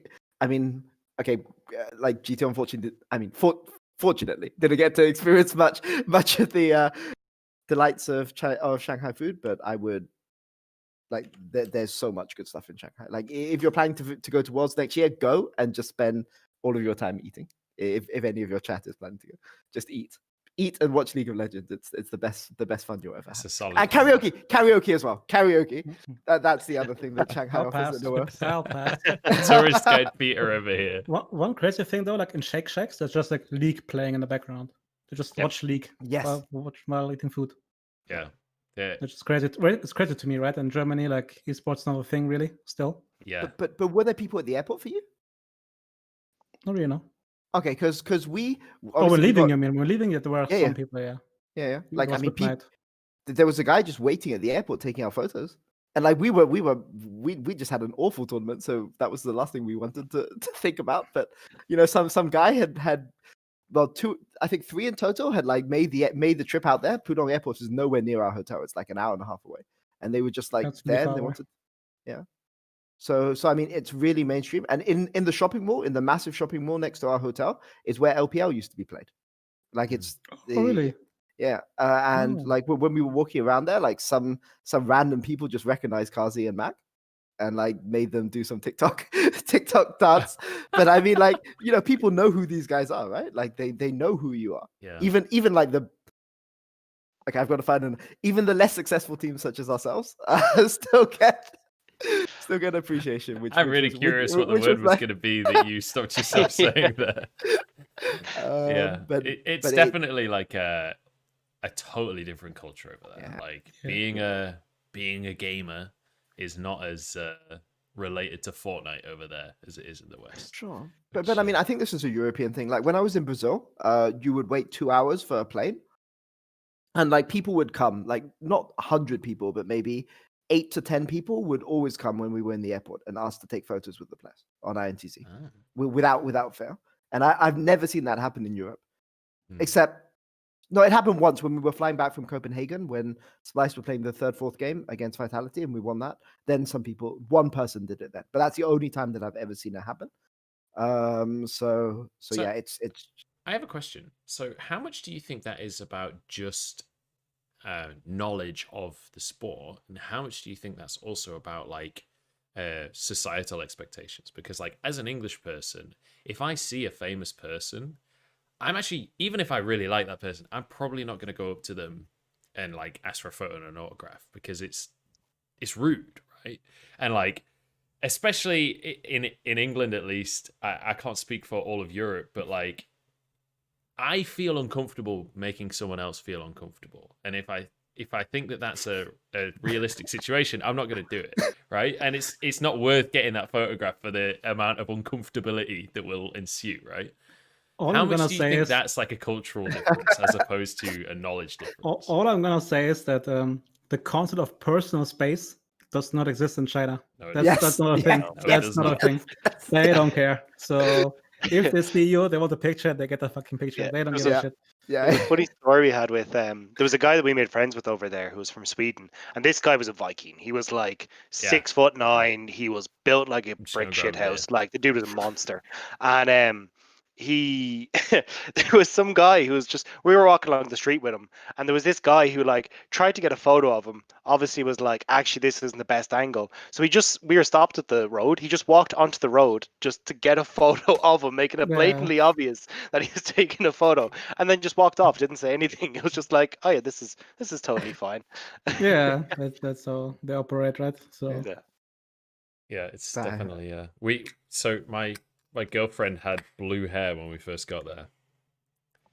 And I tell you, white people with blue hair, not that common in China. Like a shiny Pokemon. Yeah, I will say, not very many people asked us for photos, but a lot of people took photos with us. Or took photos of us. We were like a collector's edition when we went to the mall. Yeah. So yeah, it was. But I mean, I suspect, again, I don't know your experience, Grabs, but I expect you must have got like lots of requests for photos and like fans waiting outside the hotel, no? Oh, yeah, I mean, every day there were like 10 people randomly like waiting for players to go out, yeah. I mean, it got leaked at some point, right, that we had in the hotel. It wasn't too bad, though. The one thing, though, like, when we went to the Bond, which is like the shoreline, basically, where we can see the skyline for the people in chat, we walked through it, and we could just see like people say left and right, like perks caps. So that happened for sure, and I guess people did the pictures, but they weren't as, how to say it. At first, gonna be worse. I think they're gonna be like more in your face, but maybe also because of COVID, they like were more respectful in that sense. Well, because Caps told me the last time he was in Wuhan, I think, right? Yep. That they had to like leave the hotel by the secret exit, because fans are waiting outside, and I think COVID made it a bit easier. So the next year is gonna be a bit different. You've just given me a perfect idea. So 2021, no need to do anything because it's in China again. 2022, if I qualify for Worlds and I want to make my players feel like kings, I just pay actors, get them. But it's so bad because Caps, for example, is a person, he can't say no. Like he wants to make people happy, like legitimately, he wants to make people happy. So we have to like drag him out of there, like basically, no, he doesn't have time. Like, I can't. Like, no, you can't. No, you fucking can't. I come waiting for you. And that's the worst. But I mean, it wasn't as bad as I thought it would be. Do you know, I actually got a photo with Caps in 2019. I went and visited during the LPL, during the LEC playoffs. And it was so clear to me that he was just fucking done and wanted to go home. And he like agreed to come and take a photo. And I said to him in like, I meant this as like a nice, like, you know, go get him champ kind of gesture. I was like, hey, go crush him at Worlds or whatever. And he was like, yeah, man, I'll try. And I was like, whoa. I was like, that wasn't an order. Like, I'm just trying to be nice.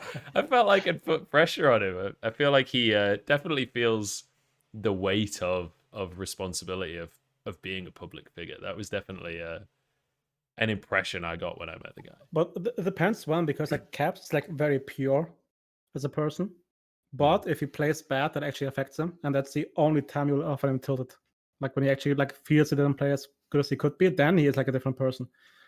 And sometimes even it's very scary actually. I can talk about this. It's like when Caps is demanding reviews, like when he actually thinks something was wrong, and he switches his mode from like being this happy-go-lucky guy to like being serious. Like, okay, calm down. Like Jesus Christ, like who are you? So we just like caught him after like a bad game or something, and he just thought about the game and didn't have really the space. But usually, he just really wants people to be happy, and he's just like very pure. I don't know. Like I have friends who tell me like protect him at all costs. Yeah. Like keep him pure. Yeah. Oh god. Well, I think overall there's a couple of takeaways from the World Championship on in terms of like how people are looking at regions right now. And there was a bit of a conversation on Twitter of like who the strongest region is and whether or not Damwon winning means that LCK is now the strongest region. Sorry to like segue back into League of Legends. It's not, right. So I want to get your guys' read on it because obviously you guys are far more qualified to talk about this than pretty much anyone. Let me say one sentence and then I'll hand over to Caps, which is that you shouldn't judge. That's grabs.caps. I'm sorry, I'm Grabs. It's finally beginning to have an effect on me.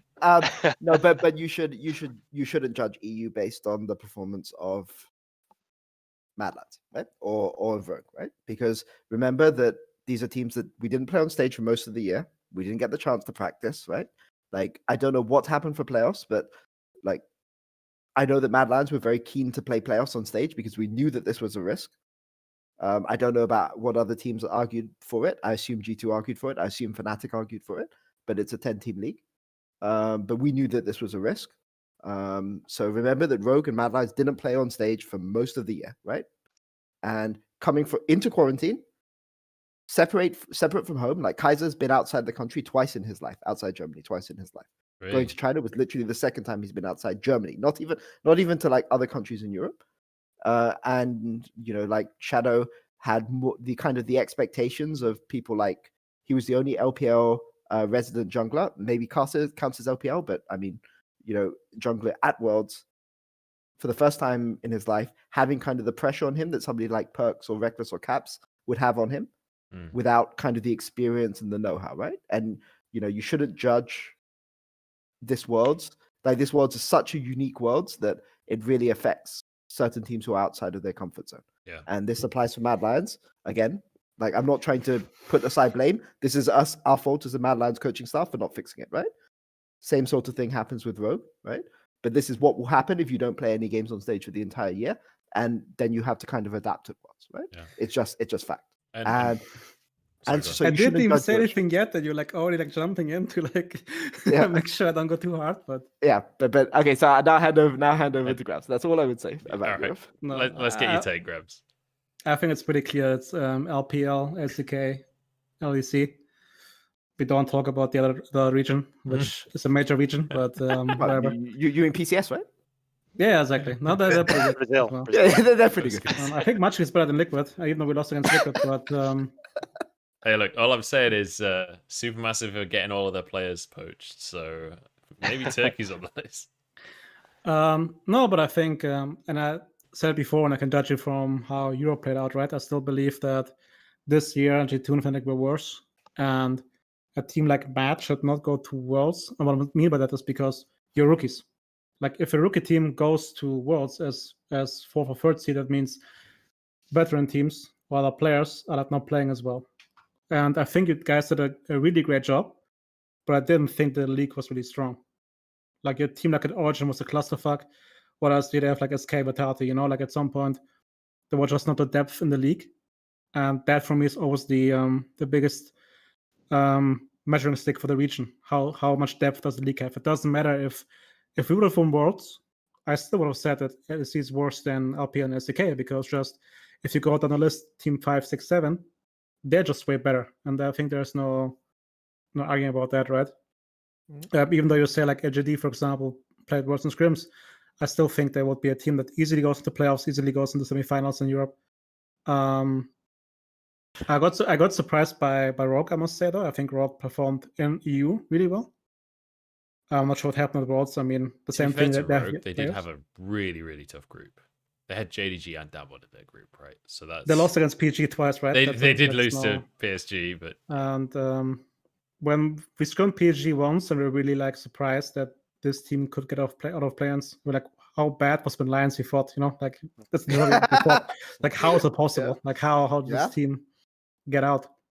But actually, we played them with their actual roster, not with Konua and who was the mid? Uniboy, Uniboy, exactly. So that I might be a feel like right? they got worse. They got worse. The weird super team that Riot made somehow was better than the original roster. And it was a super team, no, in the region basically. Yeah. They didn't play. But anyways, I just believe that. I mean, LPL is very clear to me. I think every like Suning, JG, and top are better than DRX and Genji. So we have done one, sure, but then the top 3 of LPL are better. So I think LPL, then CK in the width and in the depth of the region. And then ADC, I don't think it's as bad as before. I think we should be really happy having 2 teams who can, on a constant basis, compete with them. Which, I mean, as much as I'm also disappointed about losing, like reading, what a disappointment G2 lost in semifinals. I'm like, if you go back 3 years, that would be like the biggest achievement, And now we're like, they didn't go finals, they didn't win Worlds. Fucking shitters, like disband the team, blow it up, fire everyone. Yeah, exactly. But I mean, the last time Worlds was in China, this was the case, right? Like it was no EU team made the last 4, right? And now we're saying, oh, what a disappointment, how dare they lose to that one? Exactly. So I don't think the gap is that big. I think like and I even said like in the beginning of the year that I think Mad Lions and Rogue are going to be good. I think next year, if the teams stick together, they're going to be even better. So I think we're not as far away, but I still think that if you're honest, to just see that there's still the gap just mechanically, and also how they read the game. That being said, I think there's a huge benefit for them that they can scrim each other. Like technically, they have a pool of 20 teams or even more to scrim from, who play on the highest league. They are, yeah. So, and if go on. Sorry. No, it's basically, for example, one thing that you can't underestimate is, let's say, the jungle style, right? The farming jungle style. It's not like it's evident in the beginning that this is the style to go. Unless you go on Twitter and you have 5 predictions. If one goes right, you say you're the best in the world. But every team is a different read. But if you play different reads, at some point, the entire region will go to the best available strategy, right? But in Europe, we're very, how's it in English? Homogeneous. Yeah, exactly. So, sorry. That basically means because we were so good last year, everybody tried to be us in a way. So there was no internal growth in the region. There was no, even though in the past, like I criticized Vitality, but for example, they flipped every early game and they forced you to play early game correctly. And that was lacking this year. There was like this meme about Origin, big late game, whatever, right? But they were not a late game team. So if you miss that, you very clearly agree early to one style, you play that style and you hope it's the best. Whereas in Korea and China, you have if you scrimmage each other, you have 5, 6 styles clashing every single week. And then after 5 weeks, there are 3 styles left, 1 style left, and then everybody knows what's the best. So I think that's a really, really huge advantage that I'm not sure how to bridge that gap.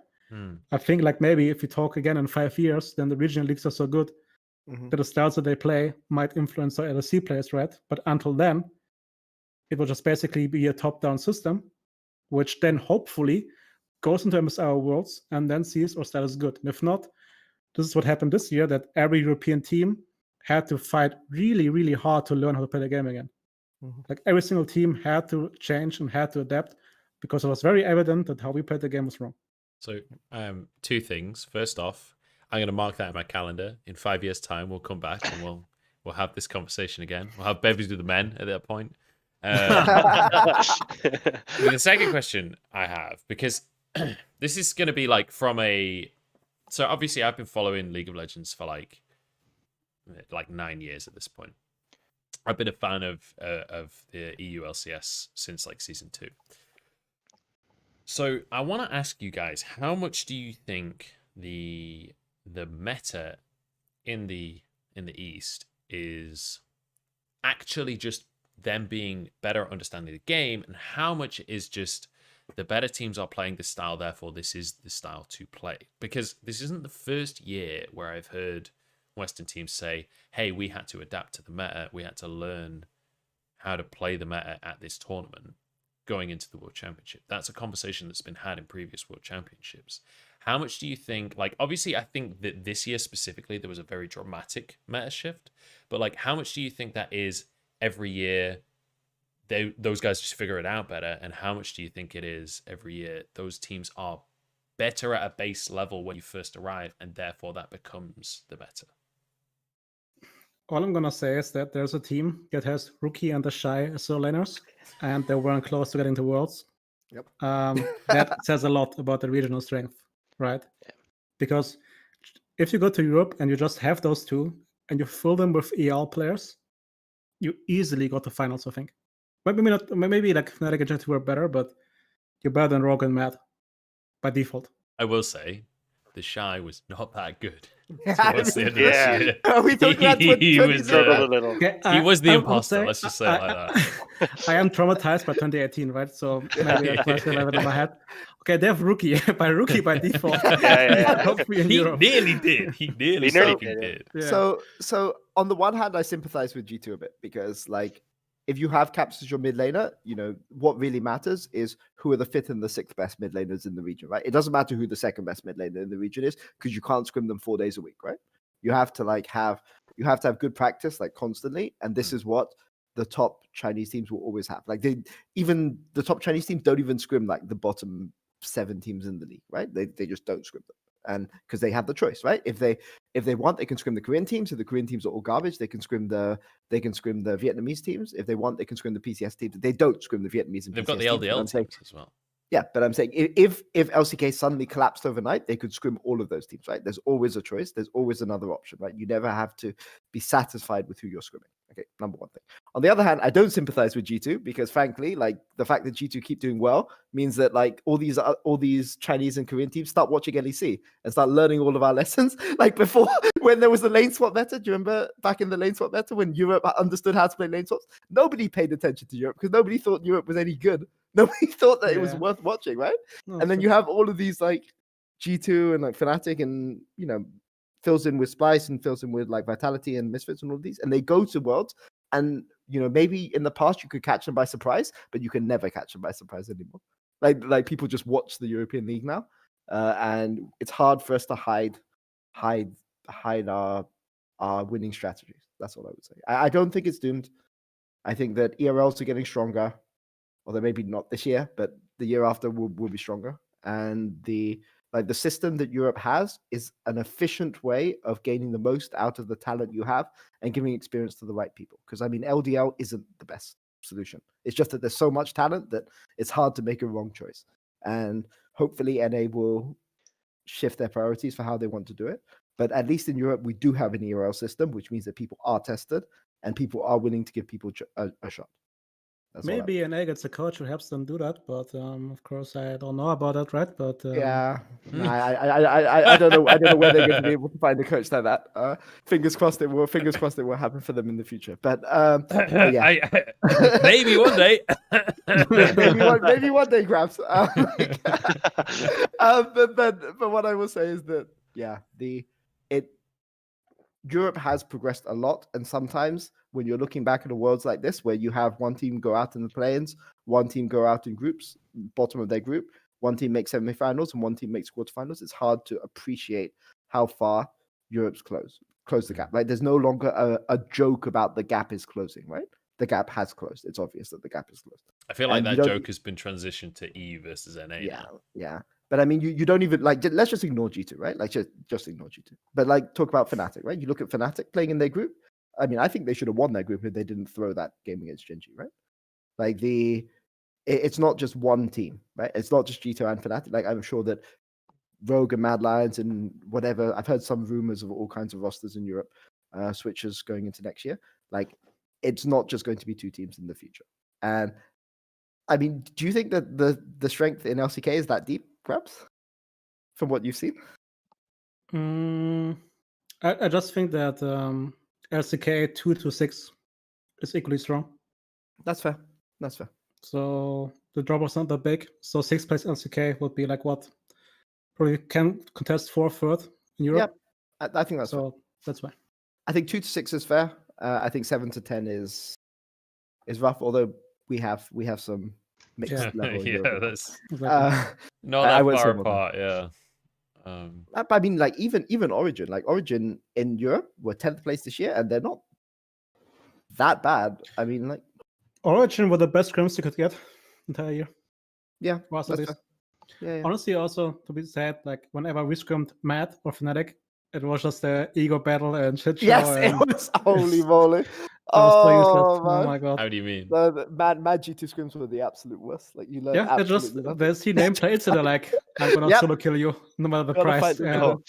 I have to fight you level 1 to 18 Yep. every single game. It was like everyone's counting the kills and like notching it on the butt of their gun kind of thing. Like, But the problem Yeah. is that if your mid laner is ahead and you're in bot lane and you're like even and you just have to wait and like the game is over, like you're not going to, because it's not acceptable that your mid laner is ahead or your AD carry is ahead. You just have to fight them to the death. Yeah. Because if the other guy is further ahead than you, like you're bringing a shame trust onto your insult. family. Yeah, Exactly. exactly. It's the most disgrace. Oh man. Well. So right, okay. So I'm going to ask a question that I certainly don't mean anything by this, but like, how much of that is like your guys' responsibility? Like, how much of that is within your guys' power to basically say to your players, stop fucking around? There's a limit to what you can do, right? Because if you have, so people will never understand the trash talk that happens between Mad Lions and G2 players before, because you never get to see the pre-game lobby. But That's so they fun. I want to. It's I so want to. fun. The pre-game. Like, DM me is it some with the- screenshots. Is it like this with when you guys play Rogue or Fnatic on stage? It's I- always the same, yeah. It's And always the Chinese same, teams as okay. well. And Chinese teams, if we play them as Okay. well. Okay, Really fun. because they really like. So our guys only trash talk you. Like we don't trash talk other teams. Oh, okay. Okay, but they I but feel it's like that hard was personal. when you scrim a team that isn't G2, and then you know you're going to play against G2, and you know you're going to have that ego battle the next day. It's like really hard if you like get 2 days of practice by saying, behave in these practice, scrim hard, like do the things you need to do so you can learn something this week, and then you can like go and troll against G2 and whatever. It doesn't matter, right? Like I mean, don't fight a battle you can't win. Right? Mm. That's what I would say. Pick your battles, yeah. Yeah, pick your battles. For me, it's really hard, and I have to be really measured on how I answer the question, is because, I mean, also about like how people view me, right, as the coach of the best team in Europe, where I don't have to do much. The thing is that I don't actually have power because there's no player I can replace them with. They all know that as well. So if they would tell me fuck off, there's nothing I can do, right? I can tell them respect me or like what you're doing, but they say, well, you're gonna do bench me and get like an REL player. There's no player close to the players I have, right? So basically, it is about building an atmosphere of respect and understanding, and making sure that we all on the same page and we actually understand that all of us want to win, and that's the angle of the approach. And that's something that I think, for example, is missing in the West compared to Korea or China, because you can easily say there, if you don't do what I say, I get your sub in. And the sub suddenly is not going from perks level to ER player, but an actual really good player. As you saw with SKT, for example, right? They had no issues swapping out 2 players in the most important series of the year. So that's something that if I would have I could work better, because I mean that's also just how traditional sports work, right? That intrinsic motivation that you want to play, and your spot is in danger because if you don't perform in scrims or like in training, then the guy who's performing will play. Yeah. So that's something that's sometimes really hard as well for me to deal with, because you reason with a guy who knows he's irreplaceable. Like at some point, if he really doesn't want to change, he doesn't change, and Yeah. there's not much you can do about it. This... Um, Sorry. so go it's on. more about being a psychologist sometimes, and be like, try to basically the angle approach is try to get them to the goal with them thinking that they got that themselves. Yeah. Inception. Yeah, You've basically, got to and help that's them find the goal without being the person that made them find the goal. and they're So- like, oh yeah, that makes sense, man. Yeah, you're right. I'm sorry for like asking a stupid That's- question, man. it's- Congratulations. You know? It's Wait, really, they really say you're interesting that you right? say that. You mean they say to their teammates that they're right? You know, good job, other No, teammates. I actually get points where they say like, no, Grabs, you're right, and that's Oh, wow. honestly like I can go through That's the dream. when they say like, yeah, you're right. You're like, oh my god, okay. Oh my I God. did it. There I did. You got like you get a trophy. And... You know what? Take More the often easy than off. not, Yeah. more often like, shut the fuck up, Grabs, and that's okay. It's fine. No, whatever. So really interestingly, actually, the way that you've described that is actually incredibly similar to the way that I've heard a lot of Chinese top teams described. In the talent in these top teams, like I mean, I think it goes without saying, like Uzi, for example, is known for being kind of like the guy, right? Check you love now. In what universe is RNG going to replace Uzi, right? Which is kind of an ironic thing to say now, but like I think that is a very similar coaching style to what a lot of the top teams in China have, where I think it's more of like a council of the 5 players and the coach, as opposed to just the Korean style historically, where it's like, you know, the whole meme of Koma having like cracking his whip, where it's like the coach is the boss man and everyone else does what the coach says. So it's kind of interesting that from what I'm hearing from you guys, the European coaching style very much depends on the team and the coach and the players, as opposed to conforming to necessarily one of these stereotypes. And obviously I've not worked in any of these teams, so I don't know how accurate these stereotypes necessarily are, but would you guys say that there is a European stereotype of how a team functions, or would you say that it is dramatically different from team to team?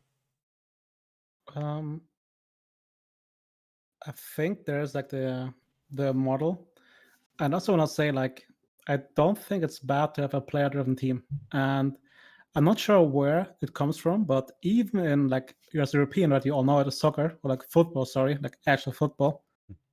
Even there, it's not like the coach dictates everything. Yeah. I think there's this famous quote of Bielsa, a coach which I respect a lot, who says, I tell them how to play the first 60% of the game, and then the final third, they can do whatever the fuck they want, because I am not good enough to let them know, to tell them what to do. That's respecting the skill of the player. Mm-hmm. So, for example, every single time I hear about, and that's in Korea as well, where like a single coach dictates what 5 players in their role should do, I get kind of confused, because I think in league, especially with the patch cycles, it's impossible to reach that level of knowledge. And if you think you have it, you're lying. You can be very competent, you can be really good at understanding the game, and you can be good at like getting it out of the conversations and making sure you understand it, right? But having the ego of saying I know it better than them at all points of time is really insane to me. So I don't even think it's a bad thing. I just think that's how coaching works, because coaching ultimately should just be creating an environment where your players, doesn't matter if it's 5 or 11 in football, can just manifest a skill and be open to like play the way they want to play. And I think it's good. And then you create processes where they can check their biases and see if it's actually true or not. And then the end product hopefully is them just playing in a very, very open style. For example, guys in football like Klopp and Mourinho do the same thing. It's not like Mourinho tells them you have to play this exact way. It's just like he sees what they can do. He talks to the players, and then he tries to fit a style where every player that he has can manifest a skill. Mm-hmm. And so I don't think it's bad that we have in Europe this open system, in China as well. Yeah, Peter. Yeah, no, I completely agree with you. But it's also worth saying that what that system is different for different teams, right? Like there's some teams which will like a really, really open system. There's some teams which will like that more structured system. And you see this in football too. Like Guardiola is a coach that's famous for he has a system that you have to play, and he recruits players that fit into that system, and that's how his teams function, right? But you look at yes, but even he gave freedom to like Messi and Iniesta, right? of course. Like But, he still understood that these players have more view than he has. but there's 7 people who are providing the structure and 4 people who have the freedom. Not everybody has the freedom within a team. No, true. And I think that this is something we're still working out as a team. And the structure that works for one team isn't the structure that's going to work for another team. And I think that a combination of the two is the best. But I think any coach that comes into a job saying, you know, I know everything. Mm-hmm. I mean, even if you're right, even if you do know everything when you join, you won't know everything in 3 patches. Yeah. And you like if you all you're doing is teaching your players, spoon feeding your players the right answer all the time, eventually you're going to reach a point where you're wrong. You're And it spoon just feeding the happens. wrong answers. Yeah. Yeah, no, I mean, like sometimes if you all you do in your teams, you create a culture where the coaching staff are going to spoon feed the players, then what happens when you're wrong? And I mean, to be clear, I've been wrong before, right? Like there was the meta in 2018 where you guys were playing funnel, right? And like we were just wrong. Like people were playing mages in bot lane, and I was like, this is shit. Like you know, because I was in China back when people were trying to play mages, and it was just never right to play mages. And we spent 6 weeks of the season telling everyone that they were wrong. And then obviously we just lost all the majors and we nearly missed playoffs that year, right? But like like sometimes you will be wrong, and if all you've done is you created a culture where your players are waiting to be spoon fed the answer, then you can't win, right? Like, and you will be wrong, right? And the coaches, like if you are a coach that believes all you will be for your entire career is right, you won't find long-term success. And there's also the point: there's no progress without conflict. You have to be willing to be wrong to improve. Yes. So, for example, the way, like how I believe I work is that I will throw in a question and challenge them, and 8 out of 10 times I'm wrong, and explain to me, oh, this is why you're wrong, and this is very simple, right? And they even say like, shut the fuck up, you know, whatever. But in those 2 out of 10 times, we get to a thought process where like we actually improve as a team, and that's just how it goes, right? So yeah, it's just I don't know. I think this whole idea of like, and I know for a fact Koma wasn't that guy either. Like Koma did not dictate how SKT plays, by the way. Like that's a myth, but he did not do that as well. Yep. And that's the one thing actually on a side note that I really dislike about how League works in the structure is that since we only have MSI and Worlds, you miss out so much of interacting with like Chinese coaches and Korean coaches, because that's so much fun to just talk to them and see, like, even with the language barrier, to see how they think about the game.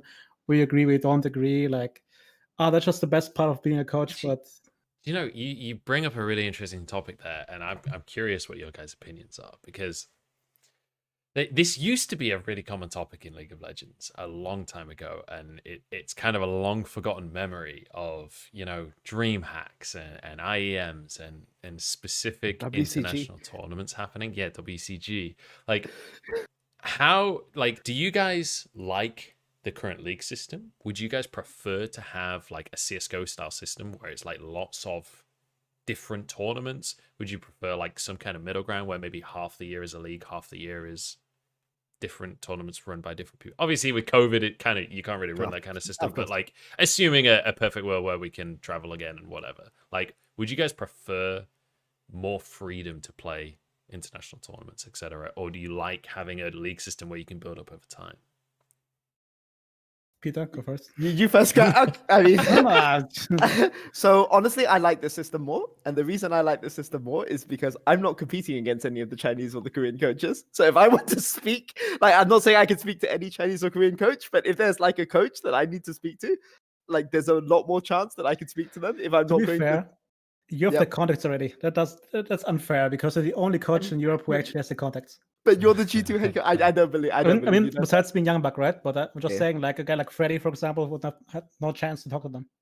That's fair. That's fair. So, but in my defense, that was the question. So the question is, do I want to? Yeah, that was the question. I mean, he's not wrong. I mean, I like this system because there are the opportunities, right? Like, if you need to speak to a player or to a coach in another region, you can, right? Like, I'm not like, don't get me wrong. I can't go and speak to Naguri tomorrow if I want to go and ask about top lane matchup, right? But if there's like there are people that you can speak to in other regions who will share the information because you're not competing with them. And to me, this is a benefit. There's a cost, right? The cost is that you go to an international competition and you get stopped by the Asian teams in scrims at the start because they have so much more cross-pollination of ideas, right? I mean, the perfect world for me is if, as a coach, for your own personal development, you're coaching in China or Korea or something like this. Maybe not in China, maybe you're coaching in Korea or PCS or Vietnam, and you can just learn. You have the contacts in China where you can learn from those guys, right? Because you're not competing against them. So to me, that's the real benefit of the system as a coach. For a team, there needs to be a longer lead up into an international tournament. This year we had COVID, so we had quarantine, and it's pretty good, right? But if you don't have that lead up, it can be really hard to adapt. And it's easier if that's one of the disadvantages of going into play-ins in another region, because you don't have as much time to adapt as the other teams do. And there's a cost associated with it, right? So I don't mind the system we have. I think it makes the international tournaments more important. I think that if you're talking about the history of league, I think I like having the 2-season system that we have, because it's the same in football, for instance, right? Every 2 cycles of tournaments, you have an international tournament. You have the European Championships or you have the World Cup, right? And I think that the system we have, I actually like a lot. I wish we could play more off-season tournaments. I wish we could play best of 3s, but I know best of 3s is not an option, because if you want to test somebody from your academy, you can test them in a best of 3. You can't test them in a best of 1. But I like this system. Okay, but that's my advice for you. I hand it over to Grabs. So I'm in the camp of just fucking abolish spring split. It doesn't matter. Like, we can still make sure that Worlds is the most important tournament. With 1 month later, and that would mean you have room for 2 additional tournaments if you want to. You can make a split where you have from January to like mid-March, get a tournament in. And I mean, in the future, of course, you could also see it that way, that because of playoffs, right? Have it in mind, like in football, we have Champions League and EuroLeague, right? Let's just say that we have a tournament that starts, let's say, how do I explain it?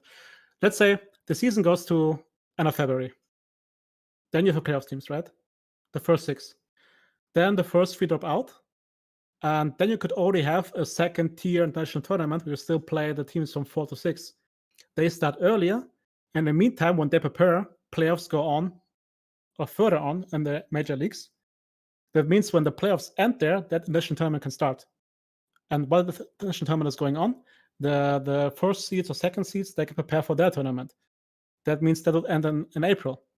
And then you have summer split. And I mean, okay, maybe it's hard to get the third tournament in because of Worlds, right?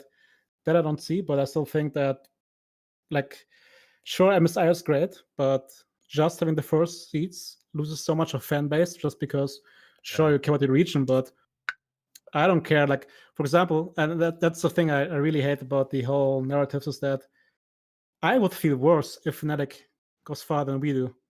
I wouldn't like that. I wouldn't be like, yeah, Europe. I would like, fuck my life. Like, how bad were we? That's not the thing. No player ever thinks, yeah, the guys were reaching, yeah, let's go. Like, if you at the tournament, you don't care. Yeah. So I just think we should just like cut spring split, make it the season shorter, make it a tournament, you know, like the cup in football, where you like play 1 best of 5, you have a bracket, go, and the winner goes to like a tournament for a short while.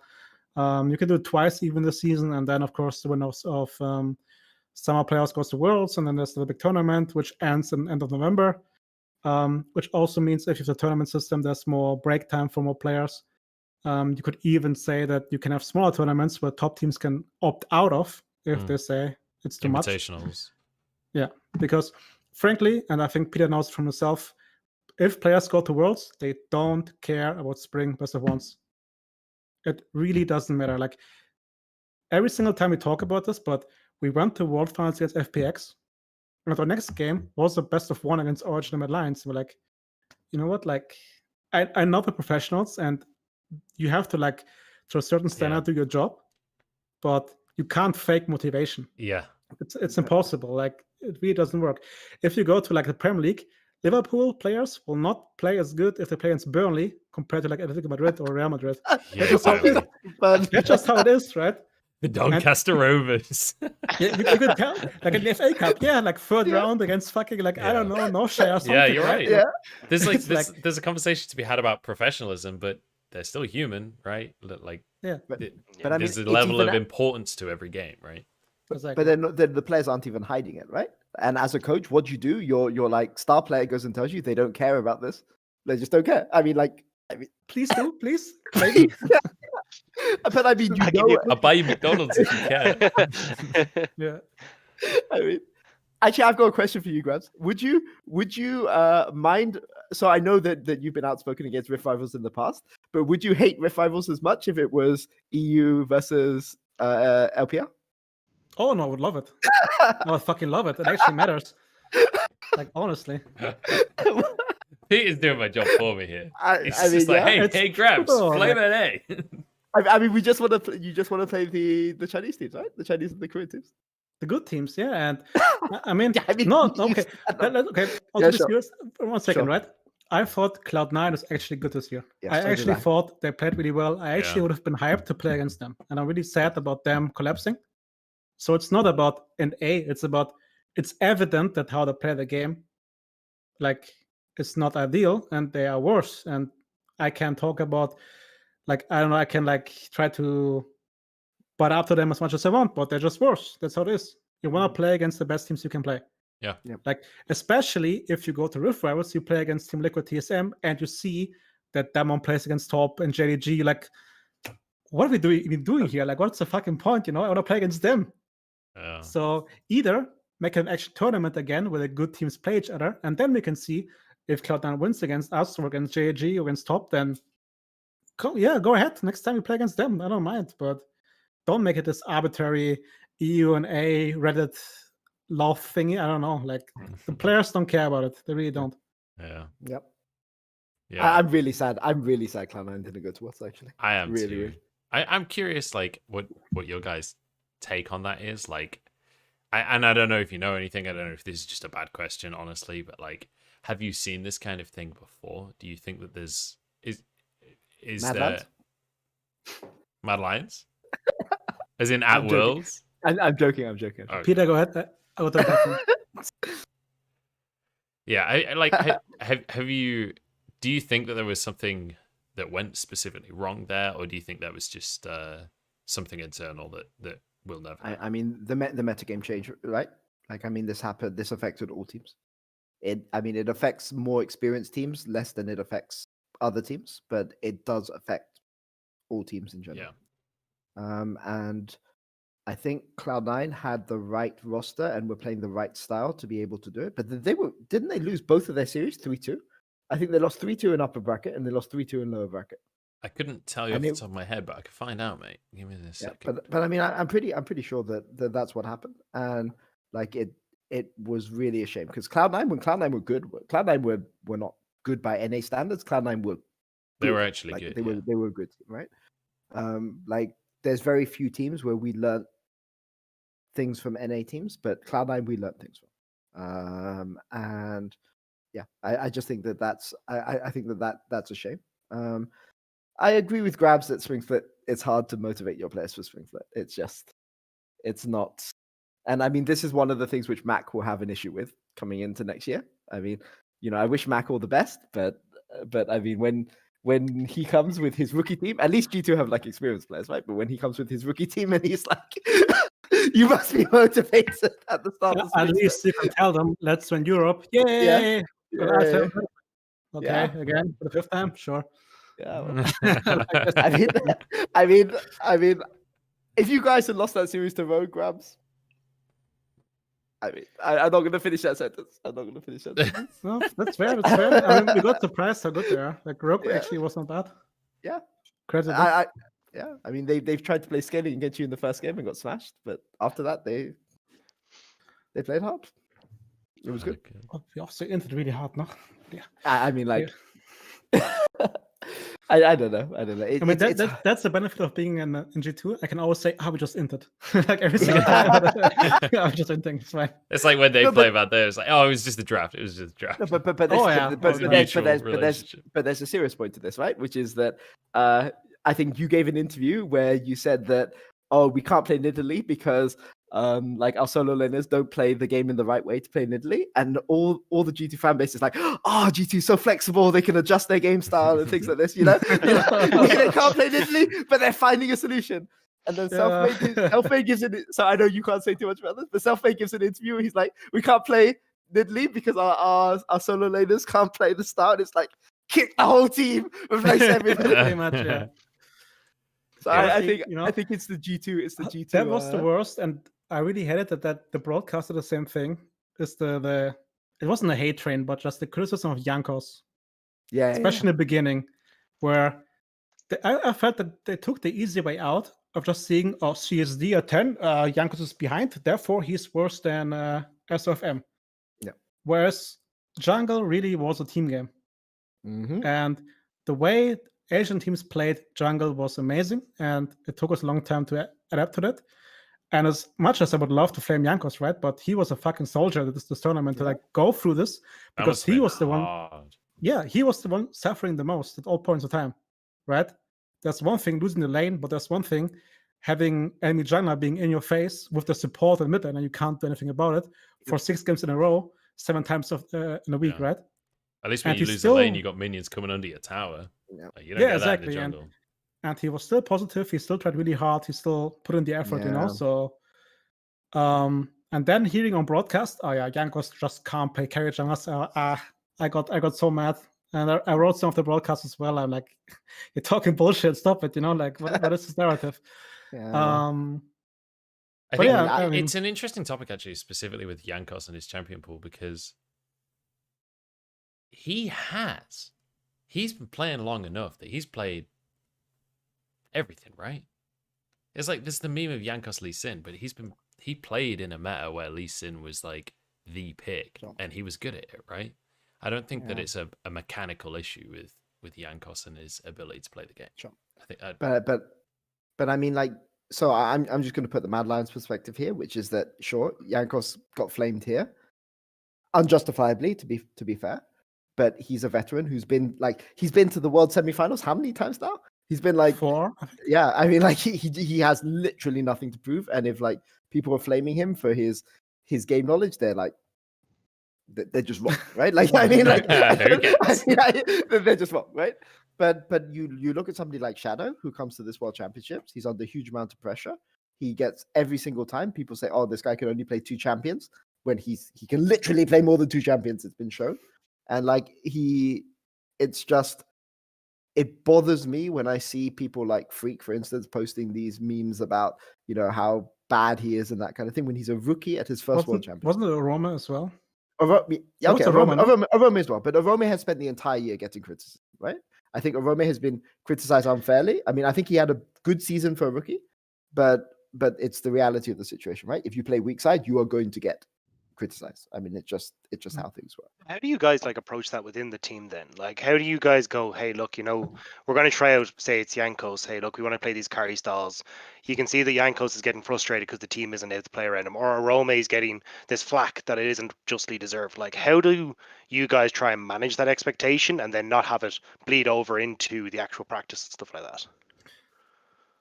So for me, I can't take credit because it's like a product of the environment we have. So we are very easygoing and like very open, right?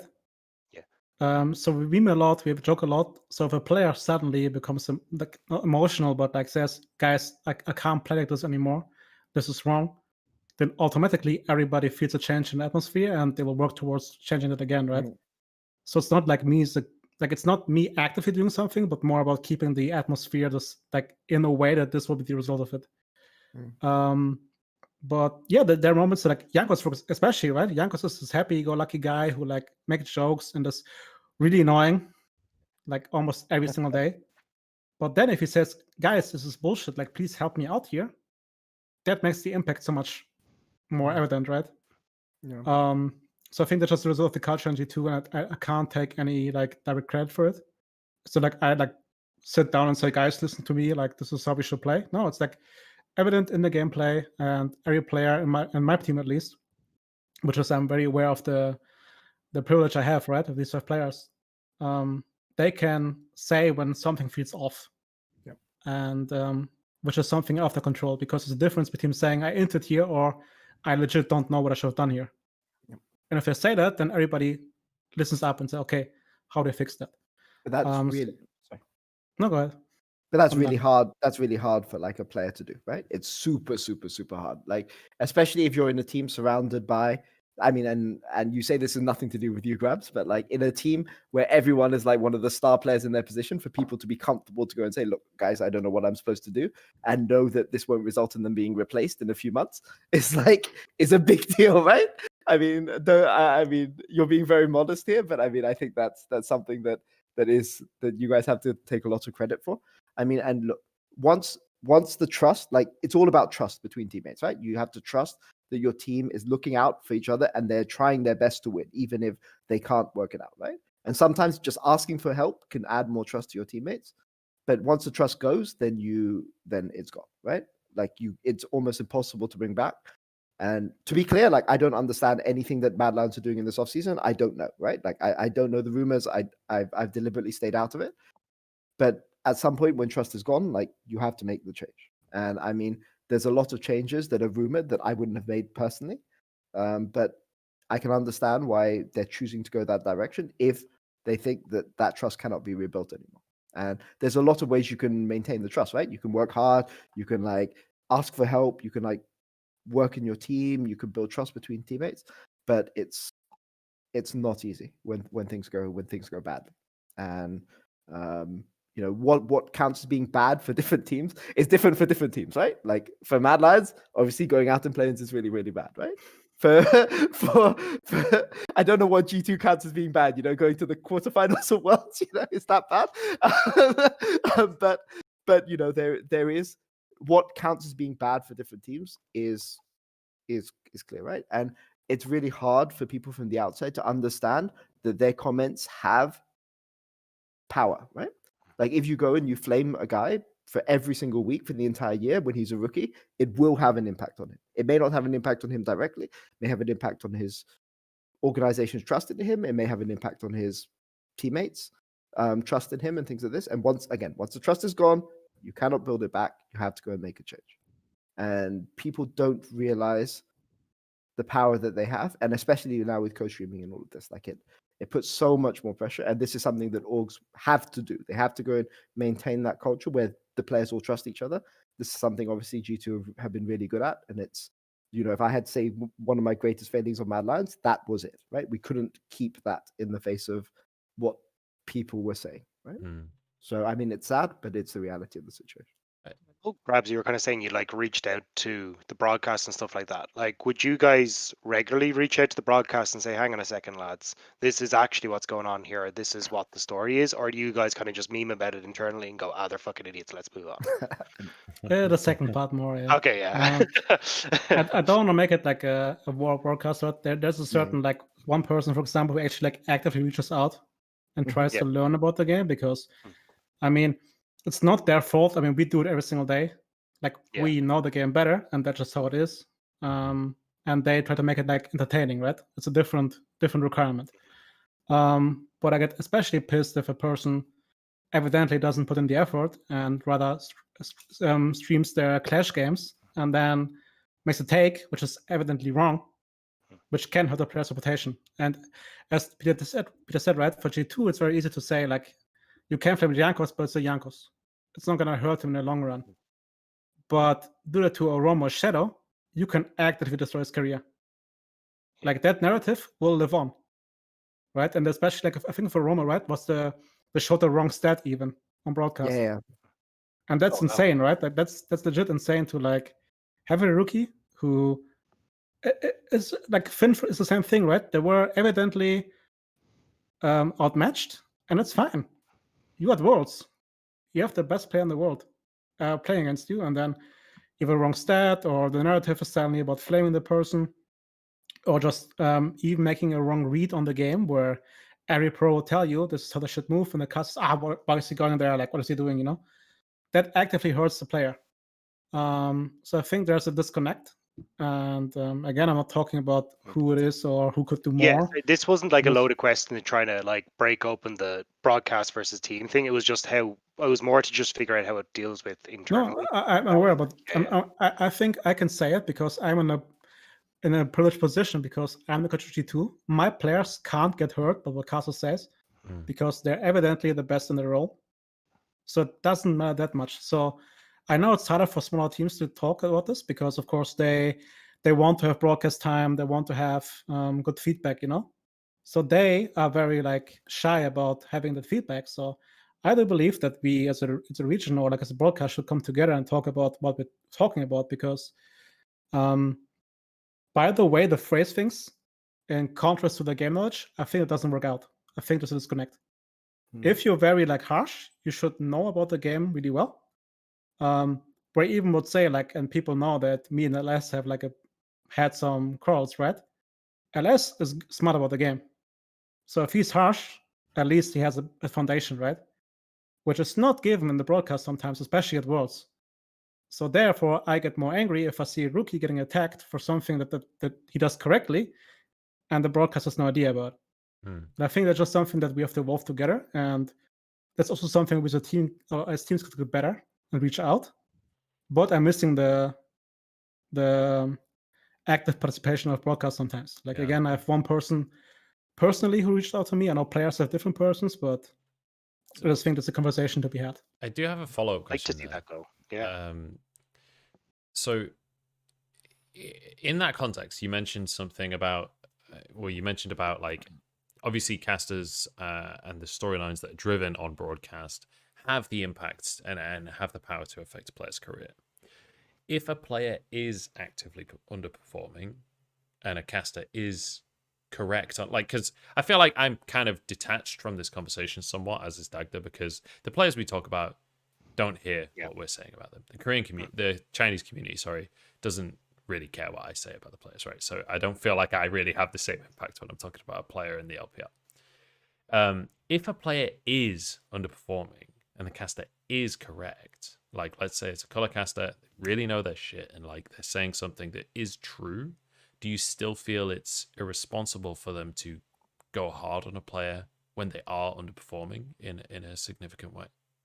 Or do you feel like that is the right of broadcast? Who's the player? That's the thing, right? If you have a player like Gilius or somebody like Wonder who actively goes out of his way to go and say, this is, bring attention to me, pay attention to me, Yeah. then it's very, very different from flaming somebody like Shadow who doesn't do it, right? And I mean, I think that, there are players who, I mean, you should call out things which are bad if they are, but recognize that there's other factors that matter, right? And this is to feed into the point Grabs is making about having the knowledge, right? Sometimes players are taking losses for their team, right? When Yankos is not farming that much, when he's down in CS, it's because his team is making a conscious choice to pick him a certain champion and to make him play a certain way, right? And if somebody, let's say Arome, because Arome in Spring Split was an example of this, if somebody is saying give 50 CS to Kazi instead of 50 CS to Arome, and Arome's stats all look dreadful, bear that in mind, right? Sometimes stats tell you more about the style of play that the team is playing rather than the style itself, right? The team itself. But when I see people commenting and saying, on Twitter, that, people like Arome should not even be given a chance in academy next year because they've already had their shot after they've had 1 year in LEC, that really, really like disturbs me.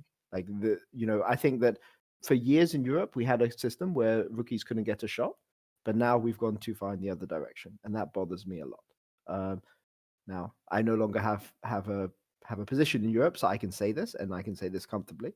But there has to be a balance, and we just have to be aware of that moving forwards. Or we don't have to be, but there risks being a lot of problems if you're not. And the people who will bear the brunt of this are not the coaching staff and not the orgs. It'll be the players. Because it doesn't matter what you're saying, how it affects a player. It matters how it affects his teammates. And of course, this is something as a coaching staff we have to work on. But it's harder when you're working with rookies than when you're working with 5-year veterans. Right? That is the disadvantage of having a rookie roster. How do you kind of that's all I have to say. How do you kind of see this like system working if you are with broadcast and teams? Is it like, hey, look, the broadcast team comes to you and goes, hey, look, these are the storylines we're thinking of running, or these are the chaos that we're seeing. What do you guys see within these for your team or the other teams around you? Like, what kind of way would you like to see this work? I think I can talk about this because I did cast for German TV, so Oh, Best of Five really? Worlds 2017, Oh, cool. and I can say casting Best of Five is fucking hard. I Like agree. being Very Mhm. selfishly, in the I moment, agree. being no, but it's true. Like I did this for like H2K against Samsung, for example, was my finals, and I was the best of three, like because of the lost 3-0, right? But even that was hard. Like over the period of time of 3 hours, being focused and actually thinking about what you want to say is exhausting. So I don't want to target anybody specifically or say it's so easy to do, right? I know it's really hard. So what I would like to have is, and that's a hard balance to do, is what direction wants the broadcast to go, entertainment-wise or analytically. And I think the biggest issue is that we have different casters who have different, even as a play-by-play or color caster. Some are, let's say, the pairing is here, like entertainment-wise and analytical. The next pairing is here.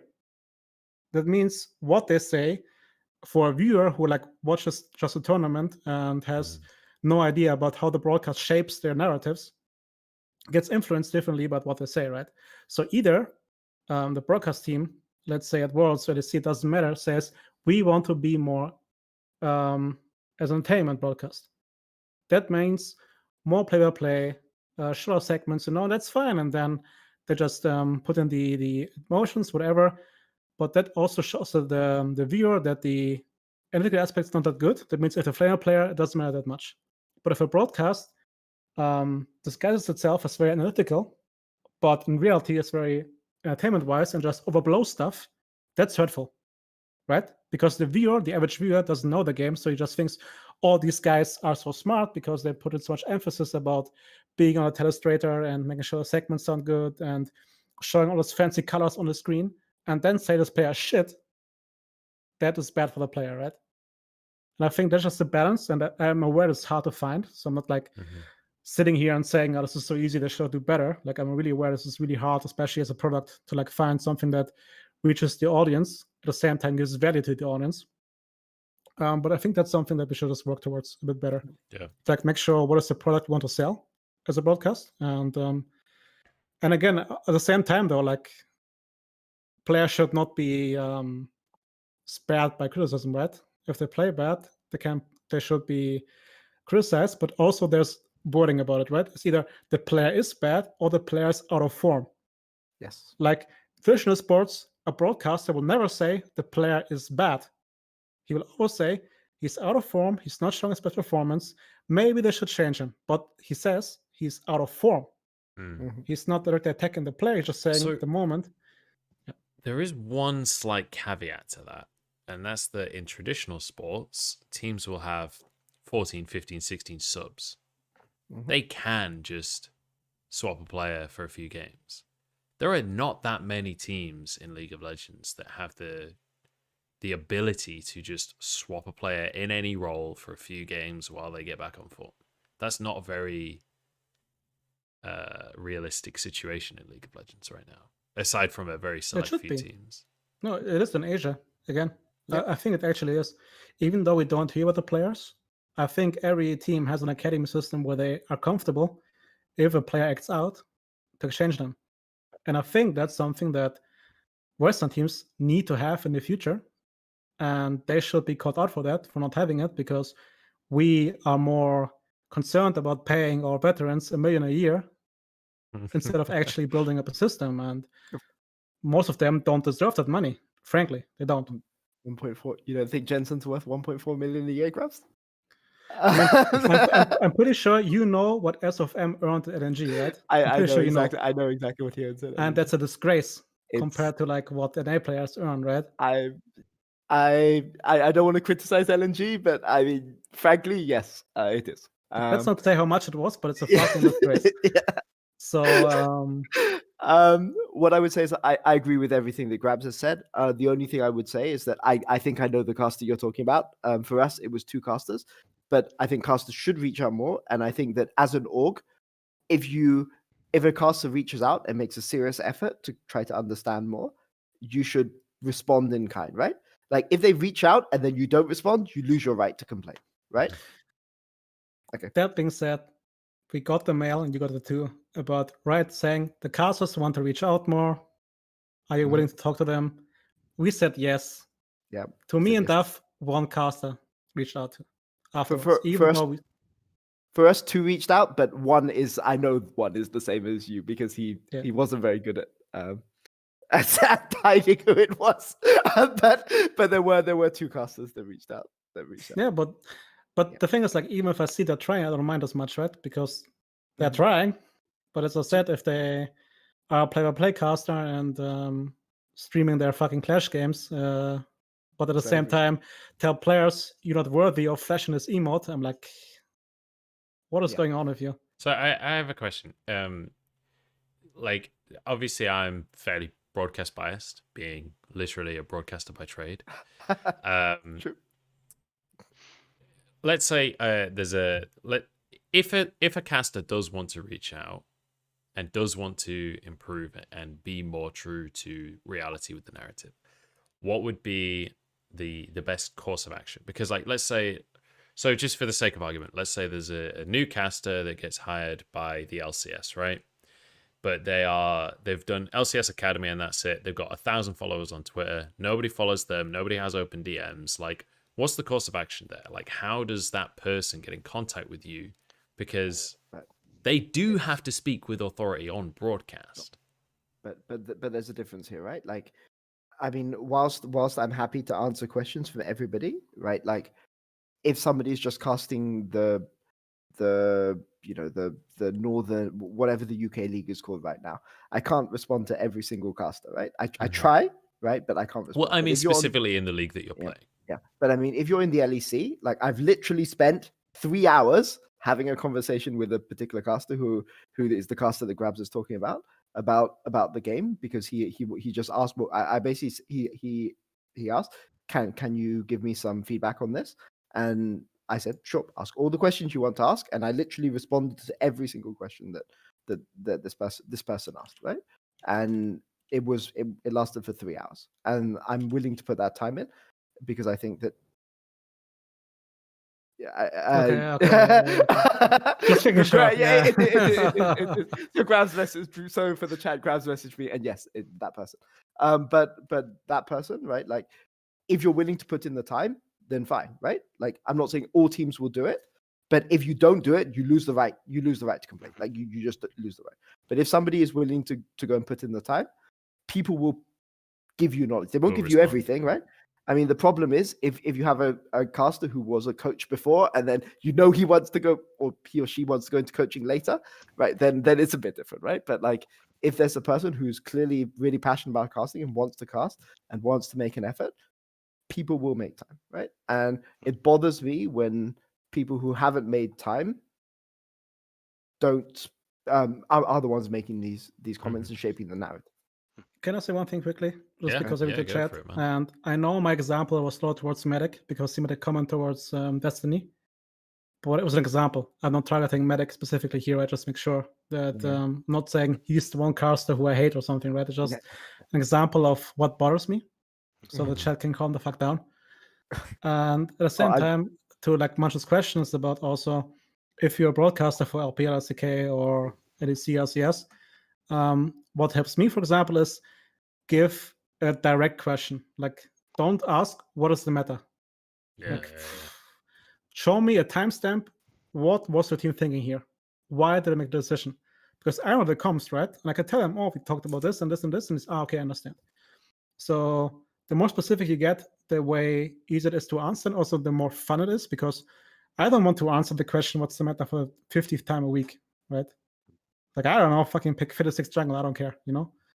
But tell me, here was the Drake setup, your team entered this way, was it conscious, was it unconscious?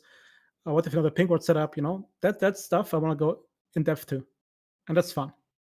So I think that's the way people engage you in a real conversation, essentially. Exactly. And then, as Peter said, because then also, if we as coaches notice the person's actual interest in the game, every coach is more than happy to like engage in that, right? Because that's what we do. That's the livelihood. Yeah. I mean, Grabs, you say that if you're willing to engage, I'm willing to engage. We shouldn't put that responsibility on every coach, right? Okay, but Sure. they're more likely to. They're more likely to engage in that. Of course. Yeah. So I can definitely like kind of see where Munch is coming from, because like I'm a guy, I came up Ireland, not exactly the most successful League of Legends scene in the world, and then you move over. I didn't know many people in the UK, and now I move over to LPL. And big shout out to Lyric and Clemenchu, who've been massively helping me with like knowledge wise and like helping bring me up to speed and stuff.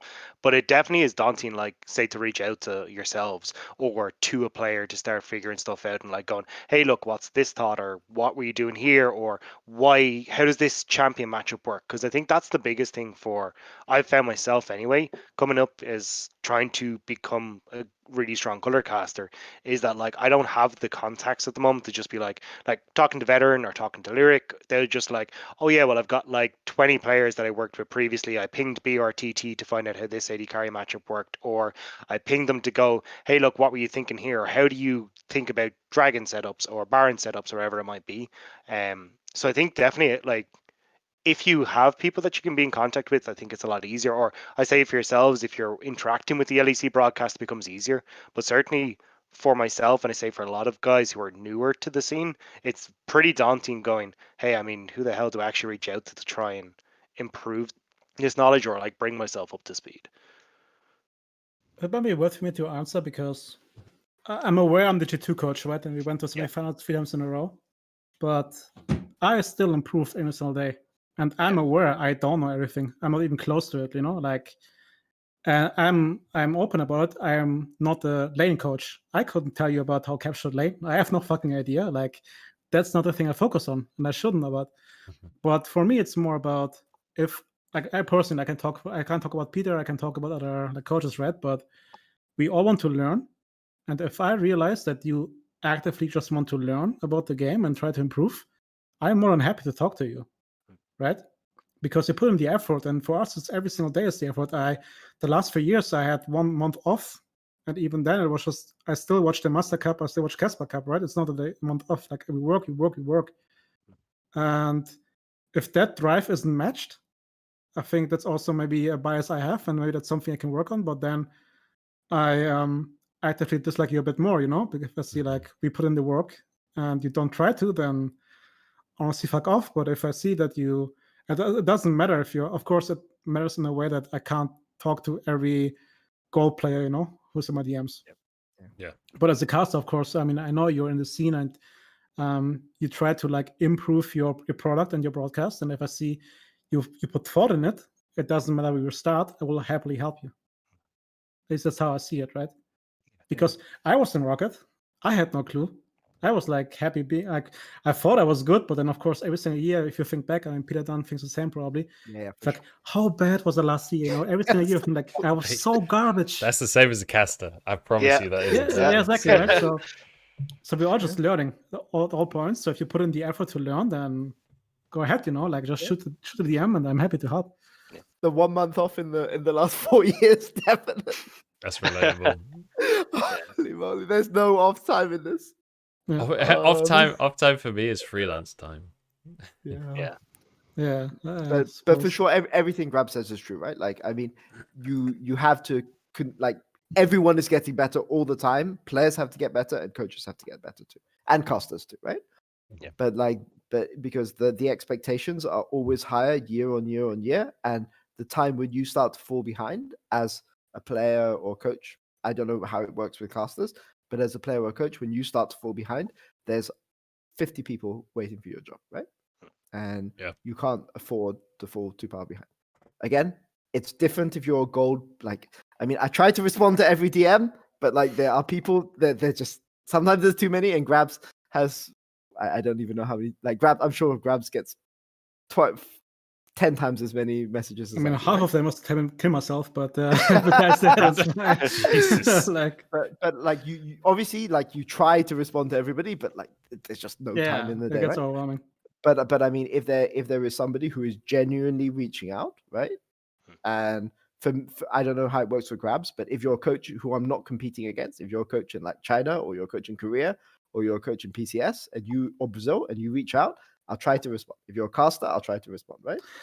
But it's different. It's different. Yeah. Even that is agree with, because I mean from Worlds as well, that every coach in Worlds is like really cocky.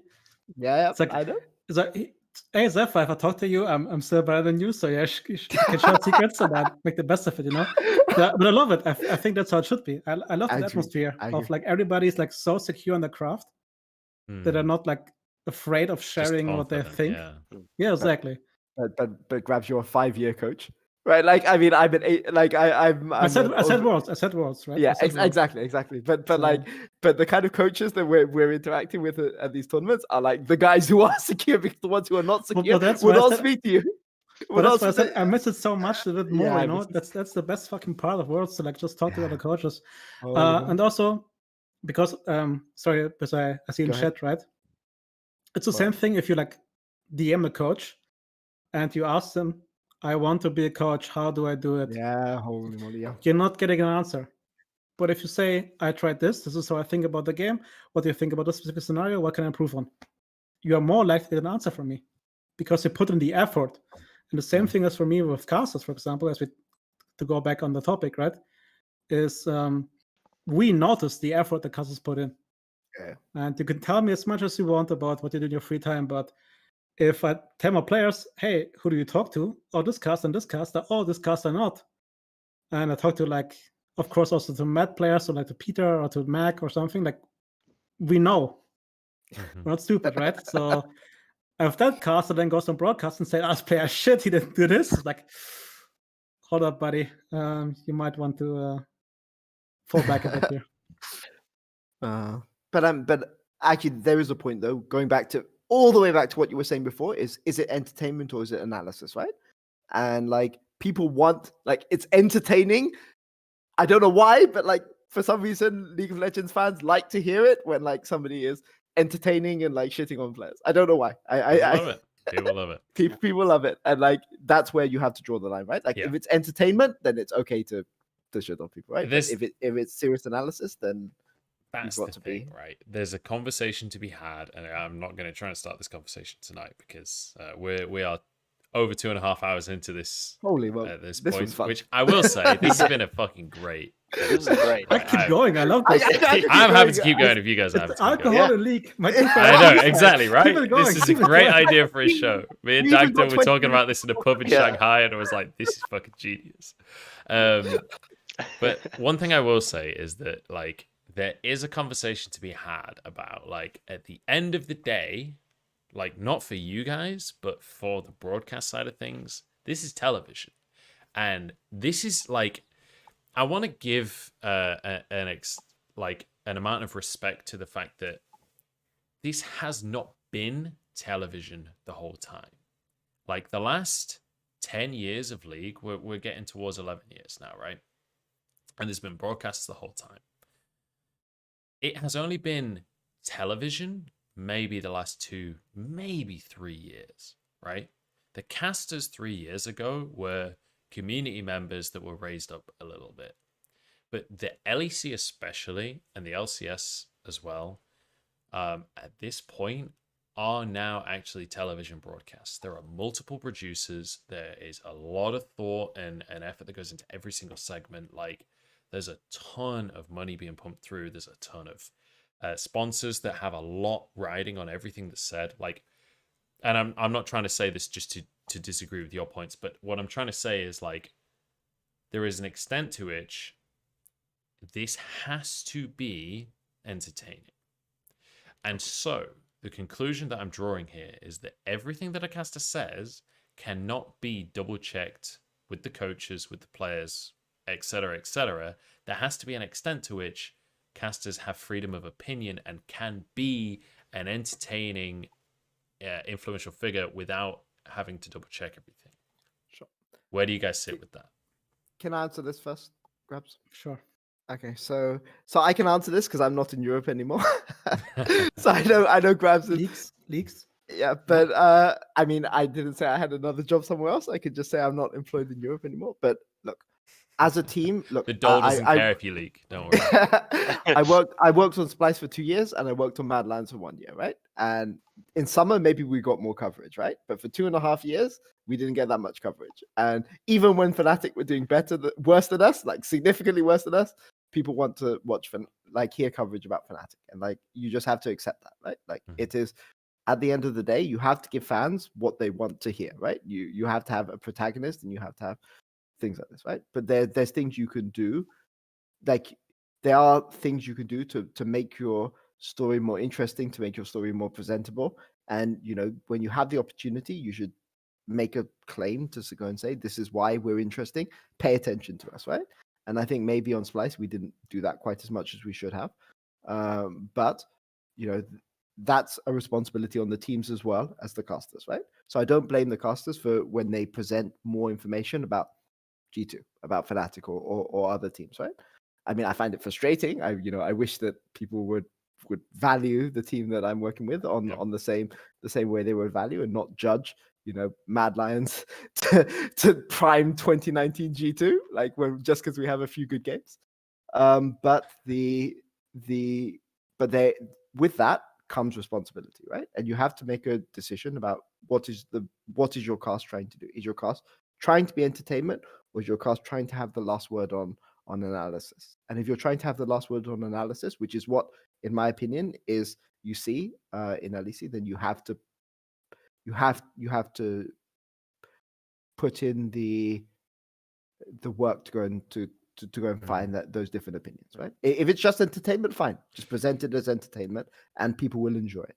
So, but you have to make the call. Give me your take first before I respond, because I'm I already. think it's I have interesting that Peter says that LSC is about analysis first, because I thought it differently. I thought LSC went the route of rotating first and having more memes. That's actually what I was going to say as well. So. That's also why, to go back to because I'm very I don't want to attack anybody personally. So to the medic example, right, about the Destiny thing, where you flash the FX emote. Like the LSC broadcast is a bit more memey. So coming from him, it's different than Freak, who is somebody who, for some reason, the LCS thought they have to do a very serious broadcast and be like ESPN and be very objective. Sports, and if Danny says, "Oh, Roma is shit," as an objective caster, where a reviewer knows the LCS is an objective league, that hurts way more than Medic saying, "Oh, Destiny, come on, don't flash the fucking FX emote," and that's what I meant. And I think that's also maybe really hard to do at Worlds broadcast, because you pick from many different regions, right? Whereas every different region had their own identity, and try to mix them, and that doesn't work, I think. And that's also because of COVID, of course, because in the past they're in the same room, and then the Worlds broadcast had this own identity, but now it's just EU broadcast. There's the LCS broadcast trying to fit in.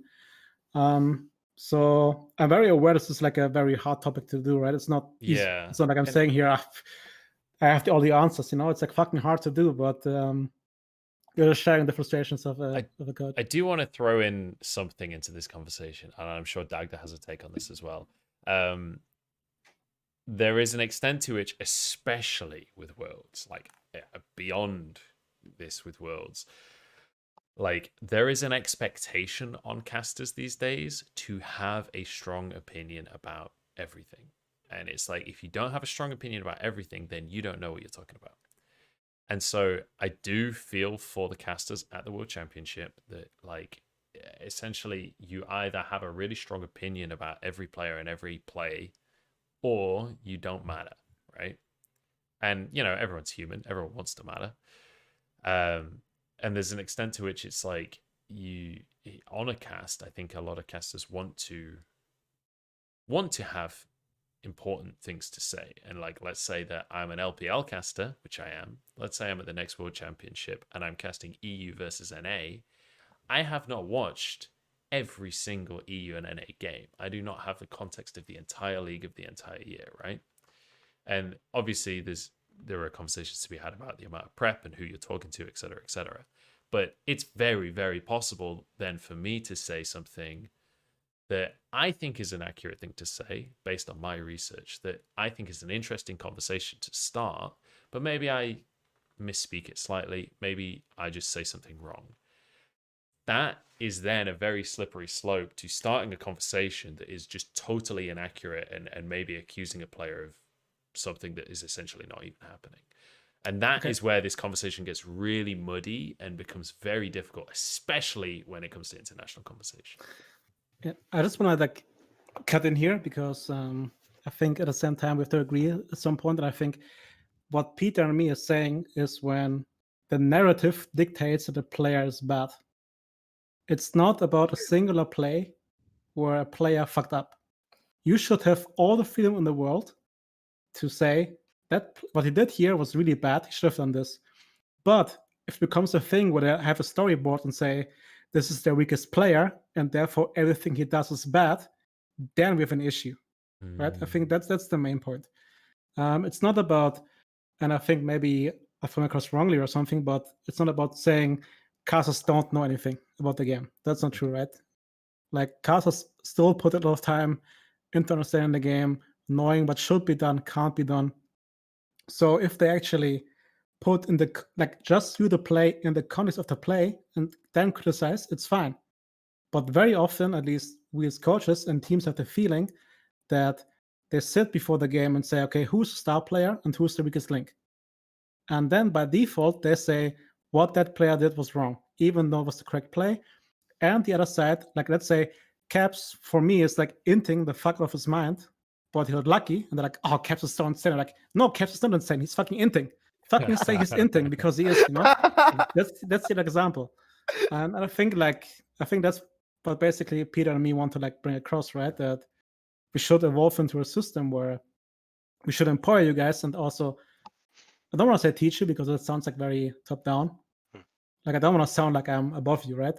Yeah. Like let's help each other to improve. I mean, let's be realistic. In game knowledge, you absolutely are. You're spending every single day with some of the best players in the world. Like, yeah, but because it mentioned about how to approach us, right? We're not like otherworldly beings who can't be talked to, right? We're like we love the same thing. We love League of Legends. So basically, what all we want is that we get to a system where we all can analyze the play and then judge the play, and not judge the player by biases we have beforehand. And that's, I think, sometimes with a broadcast, I understand the limitations. I understand that having a through line is better for the broadcast because that's a narrative the viewer can follow. I'm aware of that, right? It's a technique. But still, just to be aware of the damaging factors it can have on player careers, I think it's really important. And that's something we can work together to make better. I do agree with like all this. I'm not disputing it at all. The only thing that I want to add into this conversation, no, the only thing I want to add in, I'm not disagreeing at all, is like I think people underestimate how difficult. I think Grabs, you were speaking a little bit. You kind of touched on it when you're talking about you were doing the casting for the German side of things.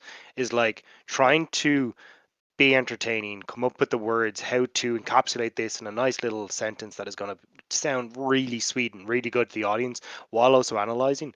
It can be really tough to get the right take 100% of the time. And I think that there is definitely situations, and I know I'm in them, where you'll say something and like 2 seconds later you go, hang on a second, that's not fucking true. So I think that's the only thing I want to add in, is that I do 100% agree that we should be looking more at the through line. We should be making sure that we are up to scratch and up to speed, and that we are cautious about how we approach the way we're talking about certain plays and certain players. But certainly, like, it can be tough in the moment to actually get the correct call. And maybe you go, yeah, this was actually, you'd call it in, saying Caps that was fucking in from Caps. But then you actually, like, 2 minutes later, you're going through and it just pings in the back of your head. It's like, oh shit, actually, now I understand what he was doing, because it just, your brain eventually gets it. But you can't then go, actually, sorry guys, in the middle of a broadcast, that actually, you remember that play that happened like 3 minutes ago? Well, I actually want to break down that play again. Can we bring up a replay again? Because I fucked this up. Like, you can't do that. And I think that's the only thing that I want to kind of touch on as well, is that, like, there are times where you're in the middle of a broadcast and you go, hang on a second, that was awful. That was terrible. And that does happen. And I think you've also got to take that into account, that we don't get the chance to kind of go, oh, well, I can look at this and only focus on this because I've got 4 other things I'm trying to concentrate in the back of my head. And I don't have the luxury of a rewind button as well, which does make it a little bit difficult. You wanna go or should I go, Peter? You go first. You go first. Okay. I I agree. love this like 100%. brothership you guys have. Yeah. I mean, I mean, like, I agree with everything Grab says, right? I mean, it's the same thing as with castles, right? You know the hardships, and Yeah, the same yeah. thing as coaches. So I agree 100% with what you said. Yeah. At the same time, let's keep in mind that if coaches speak up, we don't watch the broadcast for the broadcast, right? Yeah. So if we notice something, that means we notice that that certain caster does it over and over again. Oh yeah. This isn't So me like making excuses yeah. for it. Like if I say it was me, I'm happy for someone to go like message me and go, hang on a second, Rob. This is actually what happened and this is what you should be looking at. Like I'm not making an excuse for it. I'm just saying that there are times, but I'm saying if 100% it does come up over and over again, but clearly this is an actual flaw within the caster themselves and not just a one-time issue. Yeah, and just make sure that I understand. Like I Yeah. did it, I think like 2 or 3 times, and I was after the broadcast, I was done with life. I was like, "Don't Yeah. talk to me. I'm exhausted. Just please leave me alone." It's so hard. I can It's relate to really that. casting is really hard. I'm aware of that, right? Mm. And because I'm aware how talk shows goes, that people like to take sentences and bring it over the context. Mm. So it's about us together as staffs and casters to improve it together, right? Yeah. I am not here bashing on certain castles in LSC or somewhere else and say that dog shit. That's not what I'm trying to do. I just think we can make the product better if we work together. And I think if then people go back 30 minutes and listen to the whole segment, they understand what we talked about. Do you really Yeah, think that the nuance of this You might be 40-minute discussion will be expecting a little this too much wasn't of so the much audience Classic there. Grab. this wasn't so much directed towards yourselves. It was more like I know that I'll get messages after a broadcast that goes, "Hey, look, you fucked up this thing, and this thing," and it was more just like adding that extra little bit for context for viewers more so than just yourselves. Like I 100% agree with everything Yeah. you guys have put forward. At the same time, though, it's also important then again, especially for you guys, like it's also good to see a caster being brave in what they say, as long as they're consistent with the logic. As long as they can back it up, yeah. Exactly. I mean, I don't mind LS saying that Gen.G are going to beat G2 3-0. I mean, you want strong opinions from your casters. I mean, I looked at that and raised my eyebrows, but you know, like the entertainment wants, like, you know, people want strong opinions and people want people to take a stand, right? So if they're going to take a stand, even if you don't think it's correct, so you know, I can't comment on LS because our relationship is so poisoned that whatever I say is gonna be blown out. But so I actually have Grabs has dodged my bullet. I have a very strong opinion on this one. I genuinely think that, especially, and I'm actually going to transition onto the conversation of predictions because there was a question in chat a little while ago that I've been wanting to try and segue onto.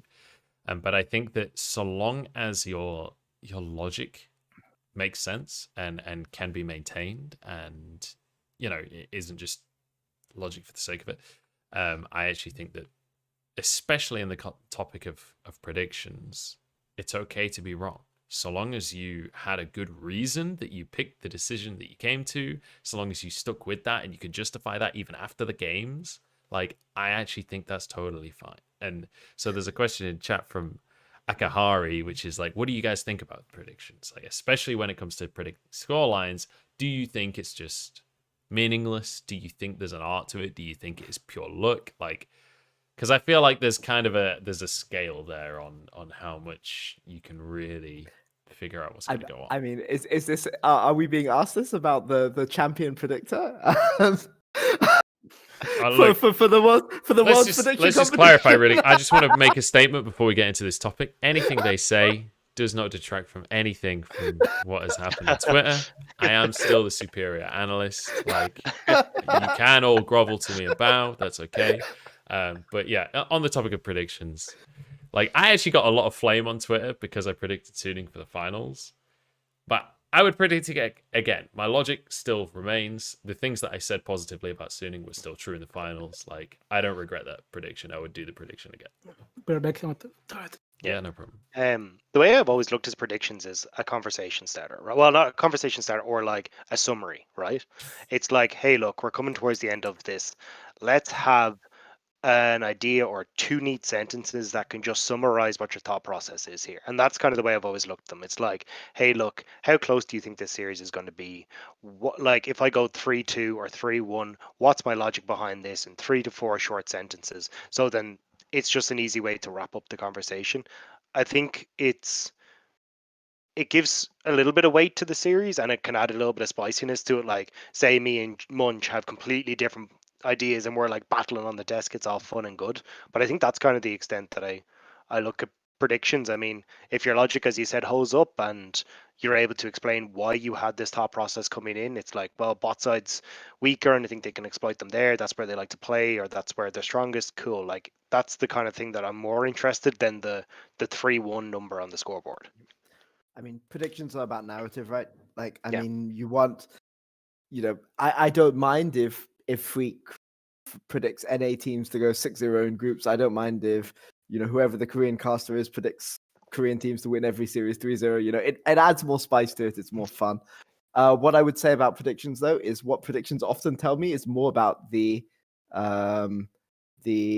analyst who's making the predictions. As a coach, it's telling me more about the person who's making the predictions than it is telling me about what the prediction is itself, right? Because I already have an idea coming to the game what my prediction is.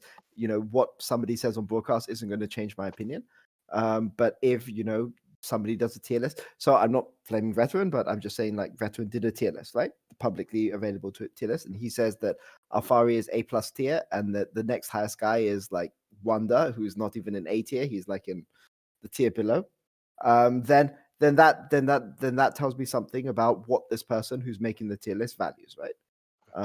It's not telling me that the guy's shit. It's just telling me that in League of Legends you can value certain things more than other things, right? And when somebody makes a prediction, I think predictions are for narrative and for setting up the game and bringing excitement to the game. Because sometimes, if somebody's a bad, like Monty used to do this all the time, right? He would always like bait Western fans by predicting the Korean team to win 3-0 every single time, and that, like, then you want to cheer against the Korean team even more because you hate this kind of idea. And then unfortunately, back when Monty was casting, the Korean team would always win 3-0, and it was very sad. But like, the point is that sometimes it gives you more input into the game, either because you agree with the guy or you disagree with the guy, right? So I think predictions are good in this way for tier lists, because I think tier lists should also fit in. Don't treat tier lists as like gospel, right? Treat tier lists as, this guy's making a tier list. He values these kind of things. And in a future tier list, I think this guy will value this kind of player who's coming up from ERLs or something in the future in this kind of a way. And I think that's how you should treat the two things. But those are the main things. I really like predictions. I think, if you want to go and predict 3-0, if you want to go predict 3-0 against Mad Lads, or hopefully I get a team in the future, but if you want to predict 3-0 against my team, go ahead and predict 3-0. Like, you want to go and say you have no chance. Don't say the players are shit, but if you want to go predict 3-0 and you have logic, go ahead and predict it. And if we lose 3-0, I'll congratulate you for it. I promise I'll congratulate you for it. And if we win 3-0, expect to be memed. That's next time you're facing Suning, mate. Just you wait. Go ahead, your turn, Gwebs. It's a hard one. I mean, I agree with you 100% that predictions are a window to how the person views the game at all points, right? And I think that's the crux of it. That's also what's hard to like put all the predictions in the same graphic, because different people have different opinions on the game, and some think they're wrong, some think they're right. It's really hard to say. It's also, for me, kind of hard because, again, I think we all come from football. So a 3-0 in football is different than a 3-0 in League. Yeah, For example, dramatically. A 3-0 in League means to me there's no world in which this team can lose. Like, they will win the best of 5 no matter what. Whereas in football, it's just like a margin of skill, right? Like a 3-1, 3-2. Yeah. So that's kind of hard to compare. Ultimately, I think the actual scoreline shouldn't matter. It just, I guess you can have a metric about if you think a team is marginally better or actually way better. Yeah. That's true. But it's kind of hard to like agree on if it's a 3-1 or 3-2, what to actually go for. It's kind of wishy-washy. But But besides, it's really hard to say. Like again, So on Anyway. the topic of the score, I think the difference, at least to me, the way that I would predict on these, and I know like LS has come out and said like, if you think this team's better, you should predict 3-0 100% of the time, which I disagree with personally, because at least from the LPL perspective, even if I think Top Esports is the best team in the world, I am never going to predict a 3-0 for Top Esports. It's just not happening. even if. Okay. Oh yeah, even if. Even if, Like, okay. just to clarify, World Championship just happened, mate. I was watching. Like, Yeah, I I was don't like, think Top okay, Esports is the okay. best team in the world.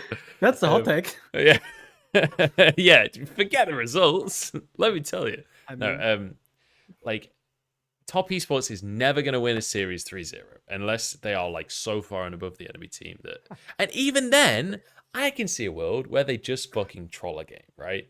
Like this is a team. What team would do that? Who would just troll Top the game? Esports, Yeah, I I'm can't telling you. imagine. Any team who Oh, I don't mean professionalism, actively you know? troll. I just mean like this is the kind of team that if they're confident, they're gonna mess around a bit. We saw it Honestly, a ton during the all- regular season. all I try to say is TES against G2 would be the banger series of the entire like 10 years of league. Like we're legit the same team. That would have Like, been so we're legit fucking the good, same. man. I would pay until money game to so five. see fun. Until that. game five, like the first 4 games would be troll, but the game 5 would be insane. Yeah, It game would be 5, nuts. game 5, we draft Syndra botlane for perks, and we win. It's fine, yeah. Like, all I would say though is like, just let's put statistics in, right? I know this is a realistic talk show, but like, you know, if you predict a 3-0, okay, and you think one team is 80-20, the chance that the 80-20 team goes 3-0 is 51%, right?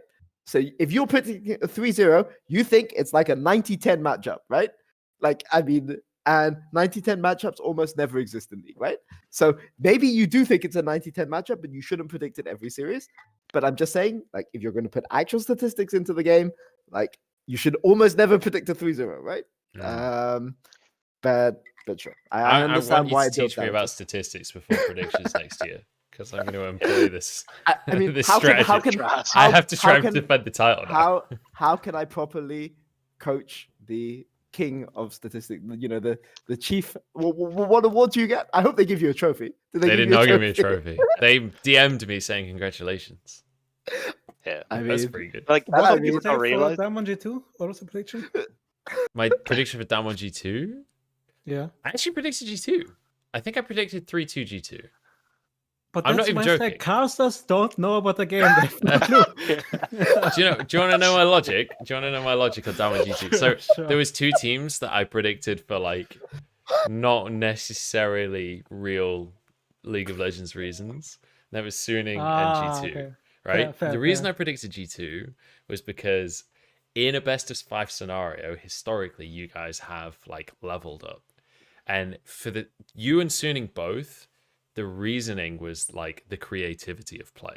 I really value creativity of play. And I think in a best of 5 scenario, that is a trait that you cannot really teach a team, but it's a trait that is totally invaluable. And there's an extent to which you can't really, there's like an intangible there that I personally like to believe in. Maybe I'm just a kid that enjoys League of Legends, but for you guys, and my prediction for finals for Suning was a similar thing where it's like the draft is fucking bonkers. They will draft weird shit and still win with it anyway. And also it's like the kind of clutch factor. And both of those things are pretty fucking intangible, right? Don't I tell me believe that. in the You have to intangible. tell me Peter. you have a statistical model. I want to believe you have a statistical model. I have a behind that completely door statistical outside. model, Peter. Don't forget everything I just said. Pure statistics, trust me. I lived want with- to believe. I lived with Sorry. Munch. He was crunching numbers day Yeah, in, day honestly. out. He just had a massive whiteboard there. It was just all stats all day. Every You day. think Don't this is a worry. mobile phone? It is actually just a calculator. I don't have any other apps. I want to segue this, what you said, into one specific topic, because there are still G2 fans who are salty about the celebration of Damwon. If that doesn't show that they're like tilt proof and like in the moment Yeah. and just loving the game, then nothing will. And I lost against them, and I'm fucking depressed still about it, but they're just fucking great, honestly. Yeah. Like they're a team like this that they worked for this entire year and they come out there and come out swinging and destroyed us, and then just fucking copy our celebration. that's just fucking great. And if you have something against it, then fucking check yourself, honestly. There was like when they first did it, I was like, oh, that's fucking harsh. But not because they did it, because I actually think it's fucking hilarious. I really thought it was funny. But they're throwing down the gauntlet. it was the fact that they haven't even shook your hands yet. Your players are like this fucking far away from them, and they're like, hey guys, remember your celebration in quarterfinals? Watch this. It's like, that's kind of fucking brutal. I'm not gonna lie, but No, it's my fucking respect. respectable, honestly. Yeah, Like, that's I- fucking great. But I next thought- year, they will see what they get. If we beat them, and I mean, but for a Korean team to do that to a non-Korean team is like, you know, Yeah. I The fact that a appreciate- Korean team is doing it is exciting. there was a comment about it, right? That just shows the respect they have also for us. Yeah. Because they wouldn't care about like whatever team, you know. They would be Yeah, like, yeah. yeah, shake hands, whatever. But it was so important for them to beat us that they bought a celebration. That's how I felt for it, at least. Mm. And that's Yeah. also respect that they're I like agree. they didn't think it's a free win. They thought it's going to be hard, and they were just happy. So let them be happy. Like who cares? Yeah, absolutely. Honestly. All right. As you can see by the fact I'm drinking a Fanta, I've actually run out of beer. I thought there was another beer in the fridge, and I'm very disappointed to say that there is not. We have also crested the 3-hour mark. Holy moly, this didn't feel like- So regrettably, I'm gonna bring this episode to a close. Is there any final topics that you guys would like to quickly hit on before we do close the episode? Was there anything that you feel like you wanted to say before the end of this, or any final statements, shouts, etc., that you guys want to go for? I'm gonna start. Munch wants to go to sleep. Doctor, done. If you want to talk afterwards, I'm down to like stay in Discord and just talk about League. I don't mind. I mean, That's all. if there was Yeah. a shop, I would actually just go get more beer.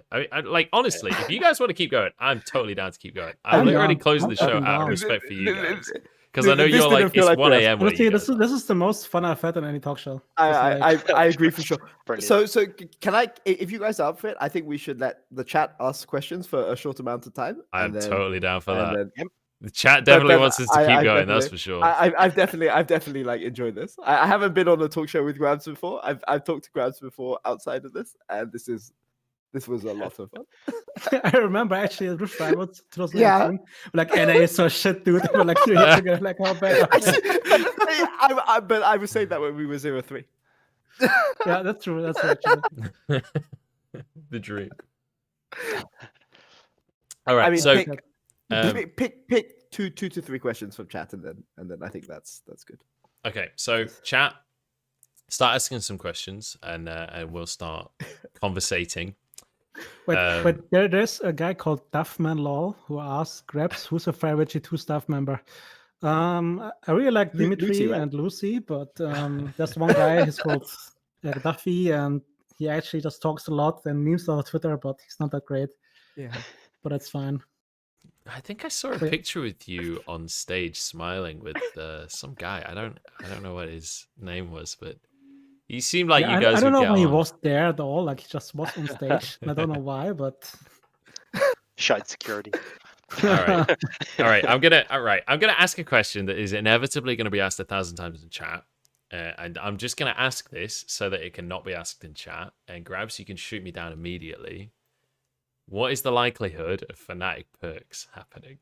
And you can just tell me that you can't say anything, but I choked. Sorry, what?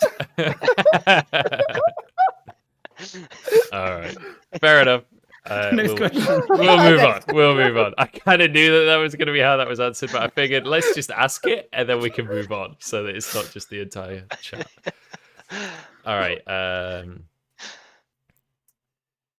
So, question from Ellie Bear for Grabs here. Did it soften the blow a little bit when Damwon won finals purely based on the fact that you know that the team that beat you was the best team in the world? Does that matter to you on like where you place and who beat you, or is it just about did you win or not? I mean, I would love to say it did, but it really didn't. It doesn't matter. We lost, and it fucking stings. It stunk last year. It stunk 2018. In the end, like we want to win, right? And yeah, it just sucks, but that's part of the game. That's part of why we love the game. That you don't know what the result is, That's also why I went to esports, right? Because I missed the competition, and especially in a best of 5 against Mad Lions, or it was like you don't know if you win or not. That's the why you wake up, right? That's feeling you can't replace. So Yeah. blows, but next year we get them. You get him next time. All right. A question for Peter then to even it up. So Worst Seppel asks, Peter, do you want to stay in EU? Which I'll extend, I guess, to what, like, where would you like to be as a coach? I can be really direct on this. Like, I've worked with Mac for 4 years now. And honestly, it's really, really hard when you've worked with somebody for a long period of time. I think Mac counted this. I think Humanoid counts in this. Like, when you put so much faith into these guys, like, it's really hard to coach against them. Like, some people maybe don't mind. It's just a job. But to me, like, I try to put everything into day-to-day stuff, and it would just be really, really hard to do. So that's kind of where I stand on it. So yeah, so that during this off season, I really didn't entertain any EU offers at all. So that's all I say. Very, very, very likely that you're changing regions then, or not finding a team at all. That's possible. or just putting your feet up, retiring. Putting your feet up, retiring. I will actually have a serious point on this, which is I'm now 33, and the second oldest coach at Worlds last year was 28. And I think in this year it was 29. No. I think I'm a dinosaur. I'm a dinosaur in this. Wait, how old is Hom? Is that a record? How old is Hom? I don't know how old. But I mean, I was in the Worlds this year, right? We only made plans. Oh, Hom is 35. Holy moly! Yeah, that's what I'm saying. Like, okay, so he beat me this year. Okay. I've got to get him back next year. Okay. Actually, there's a super, super good question in chat actually from Andy Zauer. What are your guys? I don't know if you guys have actually looked at this at all. What are your guys' opinions on how different and how crazy the game is going to be with the new items? Have you looked at the item rework coming into the new season? Like, what are your takes on that? Because there's some fucking crazy shit in there. Jesus. Yeah, I would say, Christ. Peter, go ahead, because you had more time to actually look at it. I didn't. So, I don't know. I've been looking at the new item. Okay, what I will say is that the change I'm actually hoping for, there's 2 changes I'm hoping for, which are not related to items. So I'm going to actually segue your question. Number 1, 1 minute additional on Dragon Timers. But also, did you see the thing that they were testing on PBE about the minion waves? No. The thing. It's not okay, so okay, I'll just summarize it for you really quickly. So the not sarcastic at all though, eh, Grabs? Yeah. So they're making mid wave spawn 7 seconds later, so all the minion waves hits at the same time. So mid wave hits 7 seconds earlier, which will be like, forget items. That is the thing. That's disgusting though. That's really disgusting. It's going to make support so OP. It's going to make support really OP. I hate that. What the fuck? Why'd you hate that? It's good. Fuck mid lane. Like have sides roaming to mid. Oh no, it was such a big part of the game to like figure out like how you can stack waves on sides. Yeah. So now you're gonna have to play sides into mid. It's the only possible way. Yeah. Oh. That's I mean support ROMs, yeah. That's what I said. Is that a confirmed change, Pierre? Or is that just no? They were testing a lot of PB. They said for next season. For the items, I have no comment on the items. Like something. They're going to change so much before the new season. Something will be broken in week 1. You cannot balance like the way that those items are. It's impossible to balance, right? Like something is going to go wrong, and I'm going to have a lot of fun trying to work out what that thing is. But the thing that is broken now is not going to be broken in 2 months. So I don't know what the thing that's going to be broken. Normally, given that support is the underplayed role in solo queue, they normally tend to overbuff the support items, which means that support is going to matter a lot next season. Even more, yay, more Little Pantheon. Let's fucking go. Yeah, let's just go Pantheon every game. Yeah. So, there's a question that's been asked about 1 billion times in chat so far, so I feel like we should entertain it. Coach Bjergsen, what are your guys' takes on Bjergsen retiring as a whole? That I feel like that's an entire conversation in of itself, but also like, do you feel like he's a good player to become a coach? Do you feel like that can succeed? I don't know how much individual interaction you guys have had with Bjergsen over the years, but what are your guys' takes on that? And Doug, do you as well? I'm going to quickly go for a piss. I'm hoping that the room is on fire by the time I get back. Please. Okay, Grabs, go No, ahead. not that. I wouldn't want to influence your point of view. No, I think the caster should go first. Oh, and I then- agree. I All agree. right. Go on after I got after the you. short Then, straw here, did I? I don't know. I think it's a shame to lose Bjergsen. I think from NA anyway, like just the legacy that he had and everything else. And I don't know. I'm kind of mixed feelings about the moving into the coach role. I don't know his impact. I haven't talked to the guy. I don't know the guy personally. But um, hopefully he can do good in the coaching role. I just don't know what sort of impact he's going to be able to have. And then if we're just going to see, because I feel like for NA as a whole, they need to start switching things up. So Bjergsen moving into that role, okay, great. Like nothing against the guy, but it definitely doesn't feel like NA is then moving in the direction of actually mixing things up, which is what I think they need to do. But I hold nothing against Bjergsen. Maybe this now gives him the power to mix things up in the way that he wanted to, or that he wants that NA or at least TSM need. But I definitely don't feel like it's the right port of call for NA as a whole. Is my thought. Okay, I mean, I guess I can go next, Peter, if you allow. I couldn't give less of a shit, honestly. I don't know that guy. He was a decent player.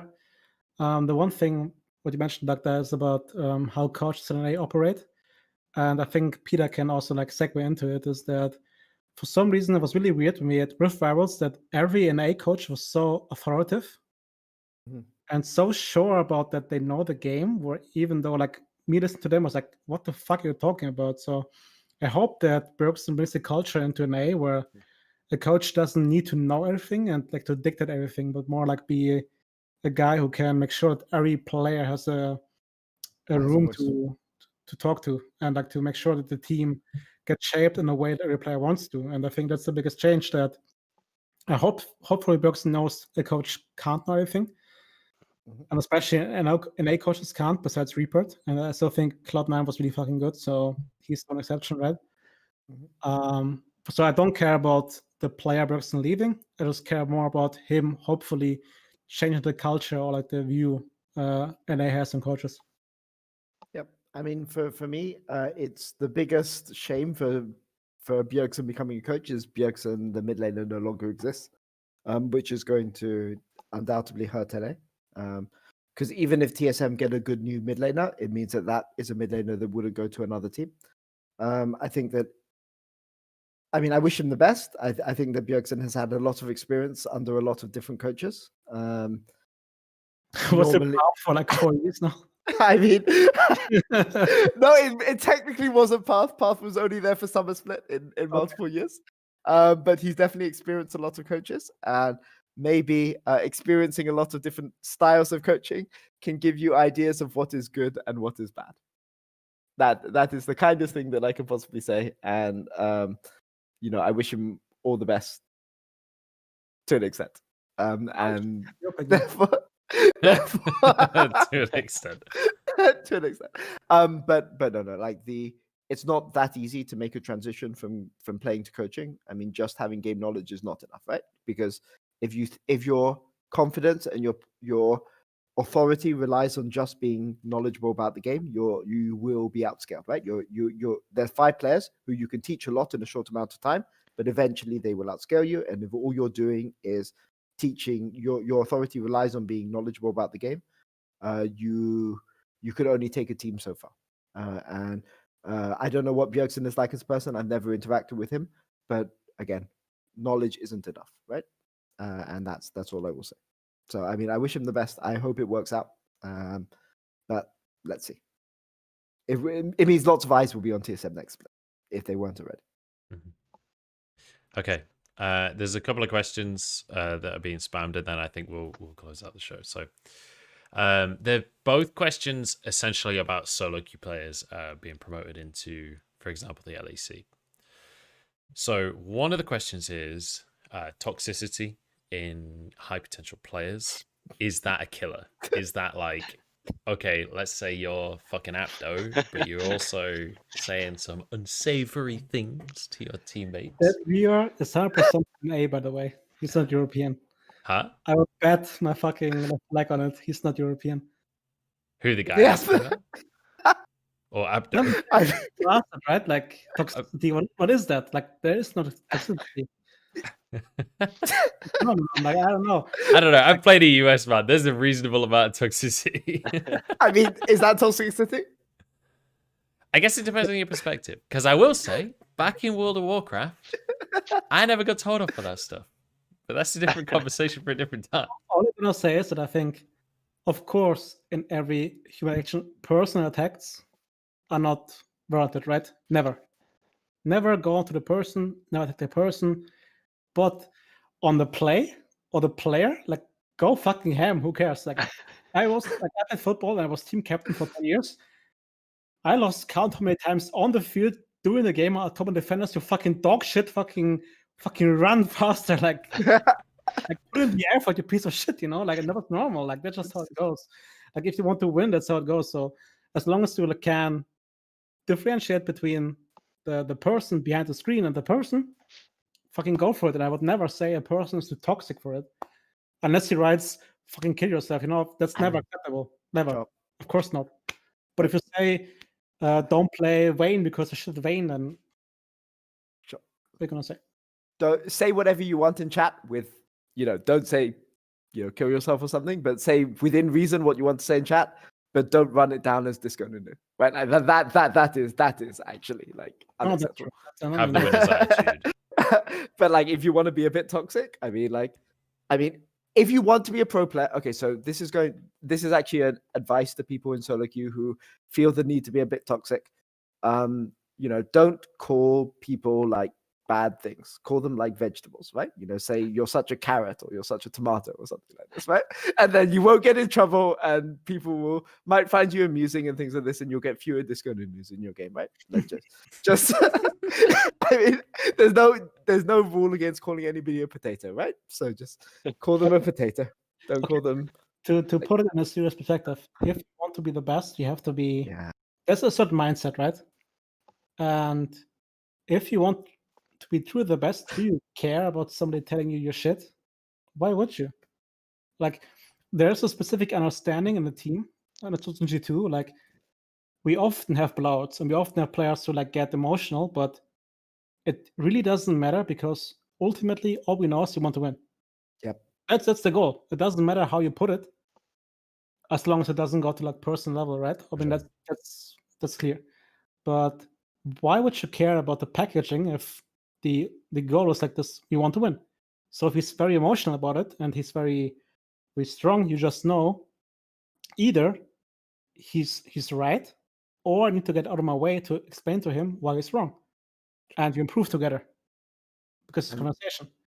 So why the hell would you care about how you say something as long as it's in a reasonable, how do you say it? In a reasonable, yeah, context. exactly, right? Like it doesn't matter. It really doesn't. As long as you as a team understand what your goal is.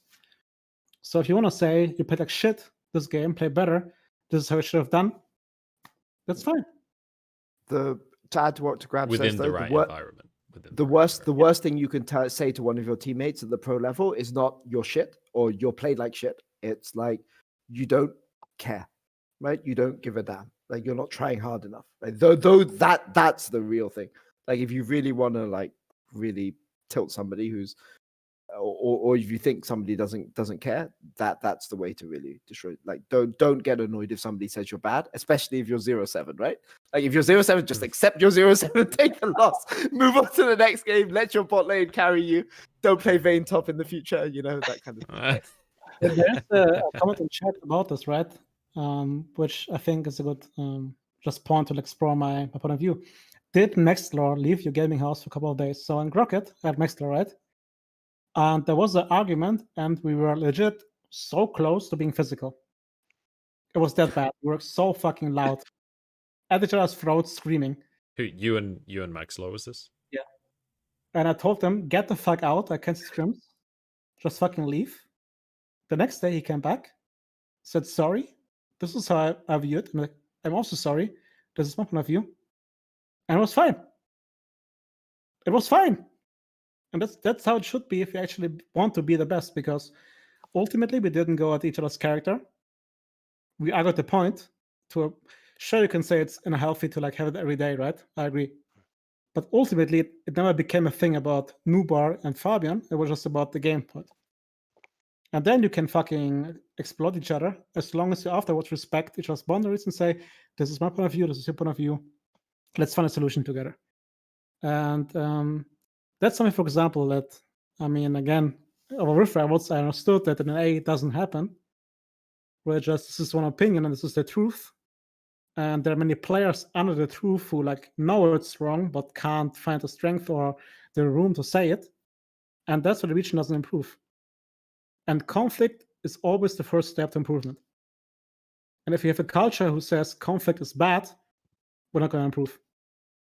And I mean, your LPL casters, right? I know for a fact that the Jackie love, for example, is, I mean, if he was in my team, they would say he's the coach, not me. That's what Jackie love is because he's so strong in the room. Like he has the authority and the respect of each other, right? True of If he Uzi as well. bad, Yeah. and Uzi, yeah, exactly. But that's not bad. That's conflict that builds in the team, and I can talk about it. So having this artificial environment where you can't say anything bad or you have to agree all the time is fucking bad. Like just let it explode sometimes. Make sure that everybody knows the agreements of arguments, or like what are the boundaries we can go for or what we can't go for, and then it's good. I like that. That's a really good Yeah. take. So I think I'll do one more question, and then we'll be pretty much at the 3:30 mark, which I think is a good time to call it. So Grabs or Peter? This is the question that's on my screen right now. I apologize. I know there's been a lot of questions in chat. I'm sorry if I didn't get your question, but I certainly wasn't going to interrupt the conversation for it. If Grabs or Peter were coaching a different team, would there be a recognizable Grabs or Peter play style which viewers could see, and what would it be? I just answer it in 2 words: 2017 INTZ, and then I'll let you guys go and watch all the Brazilian CBLOL you want. Okay, that's it. Interesting. I'm not going to research that. I'm not going to lie. I'm going to be totally honest with you, mate. It's forever safe. Fair enough. No, for me, it's I have conflict in the team about, like, I would wish it to be more structured sometimes. Like, I think we have to lose at certain moments, especially on the objectives. And I think we could be a bit more structured, but I do understand if you have these players that giving them the freedom is good. But I think a Grabs team would be a bit more Korean in a way, where you can noticeably see at 1:30 in the game, they check for certain situations. They're not doing the same thing, Peter. There's no reaction, you know. He's like, no. They will check for certain points in the game, right? And according to those, they will play in a very stable way. Where they say, let's say our top is ahead, we will wait for him to push out, have the first move, and then go Drake, for example, right? But that's structured, but still in the context of the game. Mm. So that would Still be accelerating, yeah. And the team has to go for shit drafts and hope for the best, but that's a classic.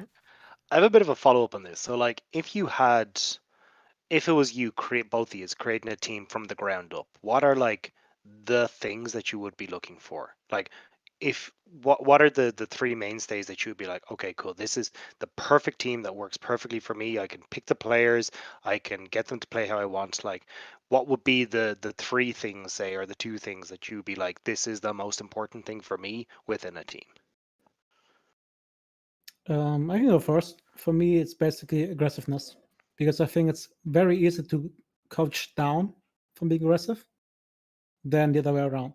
Mhm. So if you have a player who like goes for every single play and coin flips every single play and just wants to kill them, that's good, because these players know the limits. Often Chinese players are like that, right? Where they just go for the plays, and then you can agree with them to a certain boundary they should behave inside. So that's the first thing, and then of course, but I think that's more a respect thing, to be open-minded, to like understand that, for example, draft is only a small part of the game, and every situation in the game is a small part of the game. and you should be able to question yourself in every situation if you could have played it better. So just being open to new ideas, which is really hard if you're good and you think you're better than the others. And that's a thing that every team struggles with that have one star player. Because that player, by default, will think this opinion is the best, right? Because he lacks that attitude. So I think that's very important. You can't teach work ethic. You can't teach ability to recognize when you're wrong. And you can't teach, like, it's really hard to teach aggression, and it's really hard to teach natural game instinct, right? So if you have those 4 things, then that's kind of what I'm looking for the team. I tend to overvalue supports, but I'm not going to give any more clues for that kind of thing. But give me a support meta with mid lane wave cracking at the same time as support next year. Can you, sorry, Peter, just on that, can you give me a bit more of a definition on what you describe as game instinct? Like, so my favorite player. So I've coached many people over the years, but the favorite player that I've ever had to coach is a guy called Io, who got to like 1900 LP on the Brazilian ladder, and he was basically, he only had one way, which was going in. Like, that's all he would do. He would just go in and he would just tower dive you, and he didn't understand what minion wave control was when I started coaching him. He just didn't understand that you could freeze a wave. When the first time I told him that you could freeze a wave, he was like, "What is this broken, piece of like nonsense? Why would I ever do this?" And I really enjoyed coaching him a lot. But he was never afraid to go in. And the only thing I taught him was go in this situation. Like, you're good enough to wait for another situation. So this is your parameters for going in. But as long as these parameters, which applied 70% of the time, you can go in, right? But just don't go in under these 30% of circumstances. And he would without hesitation go in if you ever saw the opportunity. And he was a Riven Yasuo older Kali player, top lane, and he was just insanely an insanely fun player to coach. But all I would say is, aggression is good. Sometimes you will be called out for inting if you're too aggressive. But give me the guy who's aggressive, and that if a team that I'm coaching is going to late game, there's no other option. So that's all I was saying. It's more fun. It's far more fun for the coach cam, right, Raps? When you're coaching a team that will flip the game at 20 minutes and you get the reactions, when you're cheering or you're. Say this: you can always say no to a aggressive call, but you can never say yes to a call you didn't see. Exactly. So I'd rather have Hylissang than, I don't know who I want to talk about, because I don't want to show another player. Yeah, right? you don't want to play. Yeah. Yeah, I mean, the guy got so much criticism for like making room for Reckless. Everybody loves Reckless, but Hylissang does like 80% of the work on lane because he sees the right? That's AD carry versus support, right? That's always been the way that it is. The AD carry gets the glory, and the support grovels underneath them while carrying the laning phase. Let's check it off, because then you're good in the spite of your support, but that's a different story. Yeah. I mean, all I will say is Hylissang is a great player, and I notice his contract is expiring, and that's all I will say. You're going not to Europe, so I mean, I'm not. I don't have a team currently, so I can say whatever I want, and it's not linked to any. He was actually hinting that for you, Grabs. He was like trying to get you in there. Hey, it was you that said that everyone should have subs that are replaceable with their main players. Like, I'm not trying to say it. I mean, they did take both of the best mid laners, so now you just take the best 2 supports. I mean, you just slowly move them all into one team. True. Just if you take all the best mid laners in the region, then there's no other mid laners left. So That's sound logic. That is sound logic. Right. Okay. about it. I'm gonna close out the show, gentlemen. Any last words or shout outs or whatever that you guys? I don't know how much you guys need shout out stuff as coaches. I feel like that's not really. I'm sure you don't have like brand new YouTube series coming out, but Peter, do you want to start us off? Any shout outs or anything that you want to do for the end of the show? I got to mention that. Did you guys see the fucking? It was like an NA guy who said coaches are only good if they put up public content. Are you for real? I DM'd that guy. Damn, you're fucking great. Keep going. Was that just some guy in the community, or like a? He was just like, people who don't put out public content are cowards. Did you see? Yeah, Yeah. he had like Oh, I 8 did F see tier and that. power tier. Yeah. Yeah, Wolverine or something. yeah, I saw that. I don't know who Shout it was out to him, exactly, man. but Like, you're a legend.